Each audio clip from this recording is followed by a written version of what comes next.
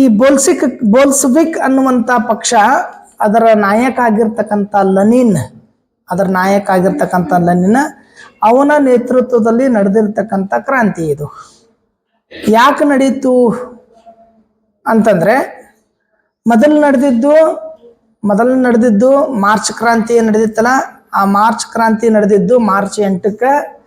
ಅದು ರಷ್ಯಾದಲ್ಲಿರ್ತಕ್ಕಂತಹ ಝಾರ್ ದೊರೆಯ ನಿರಂಕುಶ ಪ್ರಭುತ್ವವನ್ನ ಕಿತ್ತೊಗೆಯೋದ್ರ ಸಲುವಾಗಿ ಯುದ್ಧವನ್ನ ನಿಲ್ಲಿಸಬೇಕು, ಶಾಂತಿಯನ್ನ ನೆಲೆಸಬೇಕು ಅನ್ನುವಂಥ ಕಾರಣಕ್ಕಾಗಿ ಅದ್ರ ಜೊತೆ ಏನಪ್ಪಾ ಅಂತಂದ್ರೆ ಯುದ್ಧ ನಿಲ್ಲಿಸೋದು ಅಷ್ಟೇ ಅಲ್ಲ, ಅದ್ರ ಜೊತೆ ತಮ್ಮ ಬೇಡಿಕೆಗಳು ಏನದಾವಲ್ಲ ಅವನ್ನ ಪೂರೈಕೆ ಆಗಬೇಕು ಅನ್ನೋ ಕಾರಣಕ್ಕಾಗಿ ಮಾರ್ಚ್ ಕ್ರಾಂತಿ ಆಗಿತ್ತು. ಅದ್ರಾಗ ಯಶಸ್ವಿನೂ ಆಗಿದ್ರು. ಎರಡನೇ ನಿಕೋಲಸ್ ಅಧಿಕಾರವನ್ನ ಬಿಟ್ಟು ಹೆದರಿ ಓಡಿ ಹೋಗಿದ್ದ. ಆ ಕ್ರಾಂತಿಕಾರಿಗಳನ್ನ ಉದ್ದೇಶಿಸಿ ಮಾತನಾಡಿರ್ತಕ್ಕಂಥವ ಲೆನಿನ್. ಅವಾಗನೇ ಕ್ರಾಂತಿ ಚಿರಾಯುವಾಗಲಿ, ಸಮಾಜವಾದ ರಾಷ್ಟ್ರ ನಿರ್ಮಾಣ ಆಗಲಿ ಅನ್ನುವಂಥ ಘೋಷಣೆಗಳನ್ನ ಕೂಗಿದ್ದ. ವಾಪಸ್ ಅವ ಹೋಗ್ತಾನೆ. ಆ ಸಂದರ್ಭದೊಳಗ ಹೆದರಿ ಎರಡನೇ ನಿಕೋಲಸ್ ಅಧಿಕಾರ ಬಿಟ್ಟು ಓಡಿ ಹೋದ್ಮ್ಯಾಗ ಅಲ್ಲಿ ಸರ್ಕಾರ ಬೇಕಾಗ್ತೈತಿ. ಅಲ್ಲಿರ್ತಕ್ಕಂಥ ಎರಡು ಪಕ್ಷದೊಳಗ, ಒಂದು ಮೆನ್ಸ್ವಿಕ್ ಇನ್ನೊಂದು ಬೋಲ್ಸ್ವಿಕ್, ಎರಡು ಪಕ್ಷದೊಳಗ ಮೆನ್ಸ್ವಿಕ್ ಅನ್ನುವಂಥ ಪಕ್ಷ ಅಧಿಕಾರಕ್ಕೆ ಬರ್ತೈತಿ. ತಾತ್ಕಾಲಿಕವಾಗಿರ್ತಕ್ಕಂಥ ಸರ್ಕಾರ ನಡೆಸ್ತೈತಿ, ಸರ್ಕಾರವನ್ನ ಸ್ಥಾಪನೆ ಮಾಡ್ತೈತಿ. ಆ ತಾತ್ಕಾಲಿಕವಾಗಿರ್ತಕ್ಕಂಥ ಸರ್ಕಾರದ ಮುಂದೆ ದೊಡ್ಡದಾಗಿರ್ತಕ್ಕಂಥ ಪ್ರಶ್ನೆ ಏನು ಅಂತಂದ್ರೆ ಆಹಾರದ ಅಭಾವವನ್ನ ಹೋಗ್ಲಾಡಿಸ್ಬೇಕು, ಎಲ್ಲರಿಗೂ ಆಹಾರ ಕೊಡಬೇಕು, ಯುದ್ಧವನ್ನ ನಿಲ್ಲಿಸಬೇಕು, ಎಲ್ಲರಿಗೂ ಶಾಂತಿ ಕೊಡಬೇಕು. ಇವೆರಡು ಮುಖ್ಯವಾಗಿರ್ತಕ್ಕಂಥ ಬೇಡಿಕೆಗಳು ಅಥವಾ ಅಂಶ ಈ ಮೆನ್ಸ್ವಿಕ್ ಅನ್ನುವಂಥ ಪಕ್ಷದ ಮುಂದೆ ಇರ್ತೈತಿ. ಅದರ ನಾಯಕ ಅಲೆಕ್ಸಾಂಡರ್ ಕರೆನ್ಸ್ಕಿ ಏನಪ್ಪಾ ಅಂದ್ರೆ ಅದನ್ನ ನೆರವೇರಿಸೋದ್ರೊಳಗೆ ಸಂಪೂರ್ಣವಾಗಿ ವಿಫಲ ಆಗ್ತಾನೆ. ಯಾಕಂದ್ರೆ ಅಲೆಕ್ಸಾಂಡರ್ ಕರೆನ್ಸ್ಕಿ ಮತ್ತೆ 1917 ಸಂದರ್ಭದೊಳಗೆ ಯುದ್ಧವನ್ನ ಮುಂದುವರಿಸ್ತಾನೆ, ಮೊದಲನೇ ಮಹಾಯುದ್ಧವನ್ನ ಮುಂದುವರ್ಸ್ಕೊಂತಾನೆ. ಆಗ ಜನರಿಗೆ ಏನಾಗ್ತದಪ್ಪ ಅಂದ್ರೆ ಶಾಂತಿ ಬೇಕಾಗಿರ್ತೈತಿ. ಇವ ಶಾಂತಿ ಸಿಗ್ತೈತಿ ಅಂತ ನಾವು ಅನ್ಕೊಂಡಿದ್ವಿ. ಎರಡನೇ ನಿಕೋಲಸ್ ಹೋದ್ಮೇಲೆ ಶಾಂತಿ ಸಿಗ್ತೈತಿ ಅಂತ ಅನ್ಕೊಂಡಿದ್ವಿ. ಇಲ್ಲಿ ಶಾಂತಿ ಸಿಗ್ಲಿಲ್ಲ, ಮತ್ತೆ ಯುದ್ಧವನ್ನ ಮುಂದುವರಿಸಿದ, ಮತ್ತೆ ನಮ್ಮ ಸೈನಿಕರು ಸಾಯ್ತಾರ ಅನ್ನೋ ಕಾರಣಕ್ಕಾಗಿ ಅದನ್ನ ವಿರೋಧಿಸಕ್ ಪ್ರಾರಂಭ ಮಾಡಿದ್ರು. ಇದ್ರ ಜೊತೆ ಹಸಿವು ನೀಗ್ತೈತಿ ಅಂತ ಅನ್ಕೊಂಡಿದ್ರು, ನಿರುದ್ಯೋಗ ಸಮಸ್ಯೆ ಹೋಗ್ತೈತಿ ಅಂತ ಅನ್ಕೊಂಡಿದ್ರು. ಅದು ಯಾವುದು ಹೋಗದೆ ಇರೋದ್ರಿಂದ ಅನತಿ ಕಾಲದೊಳಗೆ ಒಂದು ಸ್ವಲ್ಪ ಸಮಯದೊಳಗ ಈ ಅಲೆಕ್ಸಾಂಡರ್ ಕರೆನ್ಸ್ಕಿಯ ವಿರುದ್ಧವಾಗಿ ರಷ್ಯಾದಲ್ಲಿ ಇರ್ತಕ್ಕಂಥ ಜನರು ಕ್ರಾಂತಿಗಿಳಿದ್ರು, ಹೋರಾಟಕ್ಕಿಳಿದ್ರು. ಆ ಹೋರಾಟನೇ ಏನಪ್ಪಾ ಅಂತಂದ್ರೆ ಅದು ಬೋಲ್ಸ್ವಿಕ್ ಕ್ರಾಂತಿ ಅಂತ ಆಗ್ತೈತಿ, ಅಕ್ಟೋಬರ್ ಕ್ರಾಂತಿ ಅಂತ ಆಗ್ತೈತಿ. ಅಕ್ಟೋಬರ್ ಕ್ರಾಂತಿ ಅಥವಾ ಬೋಲ್ಸ್ವಿಕ್ ಕ್ರಾಂತಿ ಅಂದ್ರೆ ಏನು ಅನ್ನೋದ್ರದ್ದು ಅರ್ಥ ಅದ. ಈ ಮಾರ್ಚ್ 1917 ನಡೆದಿರ್ತಕ್ಕಂಥ ಕ್ರಾಂತಿ ಮತ್ತು ಅದಾದ್ಮೇಲೆ ಆ ಕ್ರಾಂತಿ ನಂತರ ಆಗಿರ್ತಕ್ಕಂಥ ಎಲ್ಲ ಬೆಳವಣಿಗೆಗಳ ಪ್ರಭಾವ 1917 ನವೆಂಬರ್ದೊಳಗೆ ಒಂದು ಘಟನೆ ನಡೀತೈತಿ. ನವೆಂಬರ್ದೊಳಗೆ ಕ್ರಾಂತಿ ಆಗ್ತೈತಿ. ಆ ನವೆಂಬರ್ದಲ್ಲಿ ನಡೆದಿರ್ತಕ್ಕಂಥ ಕ್ರಾಂತಿಯನ್ನ ಅದಕ್ಕೆ ಅಕ್ಟೋಬರ್ ಕ್ರಾಂತಿ ಅಂತ ಕರೀತಾರಂತ. ನವೆಂಬರ್ದಲ್ಲಿ ನಡೆದಿರ್ತಕ್ಕಂಥ ಕ್ರಾಂತಿಯನ್ನ ಅಕ್ಟೋಬರ್ ಕ್ರಾಂತಿ ಅಂತ ಕರೀತಾರೆ. ಯಾಕಂತಂದ್ರೆ ಹಳೆಯ ಕ್ಯಾಲೆಂಡರ್ ಪ್ರಕಾರ ಅದು ಅಕ್ಟೋಬರ್ ಆಗಿತ್ತು ಅಂತ. ಹಳೆಯ ಕ್ಯಾಲೆಂಡರ್ ಪ್ರಕಾರ ಅದು ಅಕ್ಟೋಬರ್ ಆಗಿತ್ತು. ಕ್ಯಾಲೆಂಡರ್ ಪರಿಷ್ಕರಣೆ ಆದ್ಮೇಲೆ ಕ್ಯಾಲೆಂಡರ್ಗಳ ಬದಲಾವಣೆಗಳಾಗ್ತಾವ, ಬಹಳ ಸರಿಯಾಗ್ಯಾವ ಹಂಗೆ ಕ್ಯಾಲೆಂಡರ್ ಬದಲಾವಣೆ. ನಾನು ಇಲ್ಲಿ ಎಡ್ವರ್ಡ್ ಗಿಬ್ಬನ್ ಹೇಳುವಂತ ಸಂದರ್ಭದೊಳಗೆ ಅವ್ನು ಹುಟ್ಟಿದ ಡೇಟ್ಗಳು ಬದಲಾಗ್ತಾವ. ಹಳೆ ಕ್ಯಾಲೆಂಡರ್ ಹೊಸ ಕ್ಯಾಲೆಂಡರ್ಗಳಂತ ಬರ್ತಾವ. ಹಳೆ ಕ್ಯಾಲೆಂಡರ್ ಪ್ರಕಾರ ಅದು ಅಕ್ಟೋಬರ್ ತಿಂಗಳಾಗಿತ್ತು, ಹೊಸ ಕ್ಯಾಲೆಂಡರ್ ಪ್ರಕಾರ ಅದು ನವೆಂಬರ್ ತಿಂಗಳಾಗಿತ್ತು. ಹೊಸ ಕ್ಯಾಲೆಂಡರ್ ಪ್ರಕಾರ ನವೆಂಬರ್ ತಿಂಗಳಲ್ಲಿ ನವೆಂಬರ್ 7ರಂದು ನಡೆದಿರ್ತಕ್ಕಂಥ ಘಟನೆಯನ್ನ ಹಳೆ ಕ್ಯಾಲೆಂಡರ್ ಪ್ರಕಾರ ಅಕ್ಟೋಬರ್ ತಿಂಗಳಾಗಿದ್ದಕ್ಕೆ ಅದಕ್ಕೆ ಅಕ್ಟೋಬರ್ ಕ್ರಾಂತಿ ಅಂತ ಕರೀತಾರ. ರಷ್ಯಾದಾಗ ತಾತ್ಕಾಲಿಕ ಸರ್ಕಾರ ಅಸ್ತಿತ್ವಕ್ಕೆ ಬಂದು ಆ ತಾತ್ಕಾಲಿಕ ಸರ್ಕಾರದ ನಾಯಕ ಆಗಿ ಅಲೆಕ್ಸಾಂಡರ್ ಕರೆನ್ಸ್ಕಿ ಅಭಿವೃದ್ಧಿಯ ಕೆಲಸವನ್ನ ಮಾಡಬೇಕು ಅಂತ ಆಸೆಗಳನ್ನು ಇಟ್ಕೊಂಡು, ಗುರಿ ಉದ್ದೇಶ ಇಟ್ಕೊಂಡು ಆಡಳಿತವನ್ನ ಪ್ರಾರಂಭ ಮಾಡ್ತಾನೆ. ಆದ್ರೆ ಅವ ಎಡವಿದ್ದಲ್ಲಿ ಅಂತಂದ್ರೆ ಯುದ್ಧವನ್ನ ನಿಲ್ಲಿಸಬೇಕಾಗಿತ್ತು, ಯುದ್ಧದಿಂದ ಹಿಂದೆ ಸರಿಯೋದಿಲ್ಲ. ಮೊದಲನೇ ಮಹಾಯುದ್ಧವನ್ನ ಮುಂದುವರಿಸ್ತಾನ, ಯುದ್ಧದಲ್ಲಿ ಭಾಗವಹಿಸ್ತಾನ. ಇದು ಮುಖ್ಯವಾದ ಕಾರಣ ಅಲೆಕ್ಸಾಂಡರ್ ಕರೆನ್ಸಿಯ ವಿರುದ್ಧವಾಗಿ ಅಲ್ಲಿಯ ಜನರು ಹೋರಾಟಕ್ಕಿಳಿಯುವಂಗೆ ಆಯಿತು ಅಂತ. ಜನರು ಅನ್ಕೊಂಡಿದ್ರು ನಮ್ಮ ಆಸೆಗಳು ನಮ್ಮ ಬೇಡಿಕೆಗಳು ಈಡೇರ್ತಾವ ಅಂತ ಅನ್ಕೊಂಡಿದ್ರು. ಆಸೆ ಬೇಡಿಕೆಗಳು ಈಡೇರದೇ ಇರೋದರಿಂದ ರಷ್ಯನ್ ಜನರು ಕ್ರಾಂತಿಗಿಳಿದ್ರು. 1917 ನವೆಂಬರ್ದೊಳಗೆ ಮತ್ತೊಂದು ಕ್ರಾಂತಿ ಆಗ್ತೈತಿ. ಈ ಕ್ರಾಂತಿನನ್ನ ಬೋಲ್ಸ್ವಿಕ್ ಕ್ರಾಂತಿ ಅಂತ ಕರೀತಾರ, ಸಮತಾವಾದದ ಕ್ರಾಂತಿ ಅಂತ ಕರೀತಾರ, ಅಕ್ಟೋಬರ್ ಕ್ರಾಂತಿ ಅಂತ ಕರೀತಾರ, ಹಸುವಿನಿಂದ ಬಳಲ್ತಕ್ಕಂಥ ಶಾಂತಿಗಾಗಿ ನಡೆದಿರ್ತಕ್ಕಂಥ ಕ್ರಾಂತಿ ಅಂತಲೂ ಕರೀತಾರೆ. ಇಲ್ಲಿ ಲೆನಿನ್ ಪಾತ್ರ ಏನು? ಲೆನಿನ್ ಪಾತ್ರ ಏನು? ಲೀಡರ್ ಯಾವಾಗ ಹಂಗ್ತಾರಂತ ಗೊತ್ತಿರಂಗಿಲ್ಲ. ನೀವೇನೋ ಬೇಕು ಬೇಡಿಕೆಗಾಗಿ ಸ್ಟ್ರೈಕ್ಗಳನ್ನ ಮಾಡ್ತೀರಿ, ಮುಷ್ಕರಗಳನ್ನ ಮಾಡಿರ್ತೀರಿ. ಯಾರೋ ಒಬ್ರು ಹೊರಗಿನವ್ರು ಬಂದು ನೀವು ಮುಷ್ಕರ ಮಾಡೋದಕ್ಕೆ ಬೆಂಬಲ ಕೊಟ್ಟು ನಿಮ್ಮ ಕುರಿತು, ನಿಮ್ಮ ಮುಷ್ಕರದ ಕುರಿತು ಒಂದೆರಡು ಮಾತಾಡಿ ಅದನ್ನ ಹೈಲೈಟ್ಸ್ ಮಾಡಿ ಅದನ್ನ ಪತ್ರಿಕೆಗೆ ಕೊಟ್ಟು ಅವನ ಲೀಡರ್ ಆಗ್ತಾನೆ. ರಷ್ಯಾದಾಗ ನಡೆದಿರ್ತಕ್ಕಂಥ ಒಂದು ಕ್ರಾಂತಿ ಒಳಗ ಬಂದು ಭಾಷಣ ಮಾಡಿದ ವ್ಯಕ್ತಿನೇ ಅಲ್ಲಿ ತಾತ್ಕಾಲಿಕ ಸರ್ಕಾರ ಮಾಡ್ತಾನೆ. ರಷ್ಯಾದಲ್ಲಿ ನಡೆದಿರ್ತಕ್ಕಂಥ ಕ್ರಾಂತಿಯಲ್ಲಿ ಬಂದು ಏನಪ್ಪಾ ಅಂತಂದ್ರೆ ಭಾಷಣ ಮಾಡಿದ್ದಕ್ಕೆ ಒಂದು ಬೋಲ್ಸ್ವಿಕ್ ಕ್ರಾಂತಿ ಆಗ್ತೈತಿ. ಮತ್ತೆ ಅಲ್ಲಿ ಲೆನಿನ್ನ ಆಳ್ವಿಕೆ ಪ್ರಾರಂಭ ಆಗ್ತದೆ. ಈ ತಾತ್ಕಾಲಿಕ ಸರ್ಕಾರ ಏನ್ ಆಡಳಿತ ನಡೆಸ್ತಾ ಇತ್ತು ಆ ಸಂದರ್ಭದೊಳಗೆ ಲೆನಿನ್ ರಷ್ಯಾವನ್ನ ಬಿಟ್ಟು ಹೋಗಿರ್ತಾನೆ, ಸ್ವಿಟ್ಜರ್ಲ್ಯಾಂಡ್ದಾಗ ಇರ್ತಾನೆ. ಇಲ್ಲಿ ಭಾಷಣ ಮಾಡಿ ಬಂದು ಸೆಕ್ಯೂರಿಟಿ ಒಳಗೆ ಬರ್ತಾನೆ. ಸೆಕ್ಯೂರಿಟಿ ಒಳಗೆ ಬಂದು ಭಾಷಣ ಮಾಡಿ ವಾಪಸ್ ಏನಪ್ಪಾ ಅಂದ್ರೆ ಸ್ವಿಟ್ಜರ್ಲ್ಯಾಂಡ್ಗೆ ಹೋಗ್ಬಿಟ್ಟಿರ್ತಾನೆ. ಸ್ವಿಟ್ಜರ್ಲ್ಯಾಂಡ್ದಾಗ ಇರ್ತಾನೆ. ಯಾವಾಗ ಅಲೆಕ್ಸಾಂಡರ್ ಕರೆನ್ಸಿಯ ಆಡಳಿತ ವಿಫಲ ಆಗೈತಿ, ಅವನ ವಿರುದ್ಧವಾಗಿ ರಷ್ಯನ್ರು ಹೋರಾಟ ಮಾಡಕ ಪ್ರಾರಂಭ ಮಾಡ್ಯಾರ ಅಂತ ಸುದ್ದಿ ಲೆನಿನ್ ಗೊತ್ತಾಗ್ತೈತಿ. ಅವಾಗ ಲೆನಿನ್ ಏನ್ ಮಾಡ್ತಾನಂತಂದ್ರೆ ಸ್ವಿಟ್ಜರ್ಲ್ಯಾಂಡ್ದಿಂದ ವಾಪಸ್ ರಷ್ಯಾಗೆ ಬರ್ತಾನೆ. ಬಂದಿದ್ದ ಕಾರಣ ಏನು ಅಂತಂದ್ರ ಅಲೆಕ್ಸಾಂಡರ್ ಕರೆನ್ಸಿಯ ಸರ್ಕಾರ ವಿಫಲ ಆಗೈತಿ. ಬೇಕು ಬೇಡಿಕೆಗಳು ಏನಿದ್ವಲ್ಲ, ಜನರದ್ದು ಆಶೋತ್ತರಗಳು ಏನಿದ್ವಲ್ಲ, ಕ್ರಾಂತಿ ನಡೆದಿರ್ತಕ್ಕಂಥ ಸಂದರ್ಭದೊಳಗೆ ಮುಖ್ಯವಾಗಿರ್ತಕ್ಕಂಥ ಮಂತ್ರ ಏನಿತ್ತಲ್ಲ, ಶಾಂತಿ ಮತ್ತು ಸಮಾಜವಾದಿ ರಾಷ್ಟ್ರ ನಿರ್ಮಾಣ ಮಾಡಬೇಕು ಅನ್ನೋದೇನಿತ್ತಲ್ಲ, ಆಹಾರ ಕೊಡಬೇಕು ಅಂತ ಏನಿತ್ತಲ್ಲ, ಅದು ಎಲ್ಲದರೊಳಗ ಕರೆನ್ಸಿ ಸರ್ಕಾರ ವಿಫಲ ಆಗೈತೆ ಅನ್ನುವಂಥ ಸುದ್ದಿ ಲೆನಿನ್ ಗೊತ್ತಾದ್ಮೇಲೆ ಸ್ವಿಟ್ಜರ್ಲ್ಯಾಂಡ್ದಲ್ಲಿ ಇರ್ತಕ್ಕಂಥ ಲೆನಿನ್ ವಾಪಸ್ ಏನಪ್ಪಾ ಅಂದ್ರೆ ರಷ್ಯಾಕ್ಕೆ ಬರ್ತಾನೆ. ರಷ್ಯಾಕ್ಕೆ ಬಂದು ಅಲ್ಲಿರ್ತಕ್ಕಂಥ ಜನರೇನು ಮುಷ್ಕರ ಮಾಡ್ತಾ ಇದ್ರು ಆ ಜನರ ಮಧ್ಯ ಹೋಗಿ ಅಲ್ಲಿ ಮತ್ತೆ ಭಾಷಣಗಳನ್ನ ಮಾಡ್ತಾನೆ, ಮಾತುಗಳನ್ನ ಮಾತಾಡ್ತಾನೆ.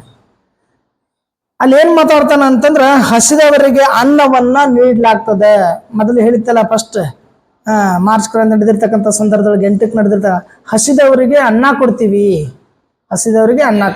ಇದನ್ನ ಮಾತನ್ನ ಮಾರ್ಚ್ 8 ನಡೆದಿರ್ತಕ್ಕಂಥ ಕ್ರಾಂತಿ ಒಳಗೆ ಹೇಳಿದ್ರೆ ಲೆನಿನ್ ಅದನ್ನ ಮತ್ತೆ ವಾಪಸ್ ಮುಂದುವರಿಸ್ತಾನೆ. ಯಾಕಂದ್ರೆ ಅದು ಈಡೇರಿಲ್ಲ ಅಂತ ಕನ್ಫರ್ಮ್ ಅದು.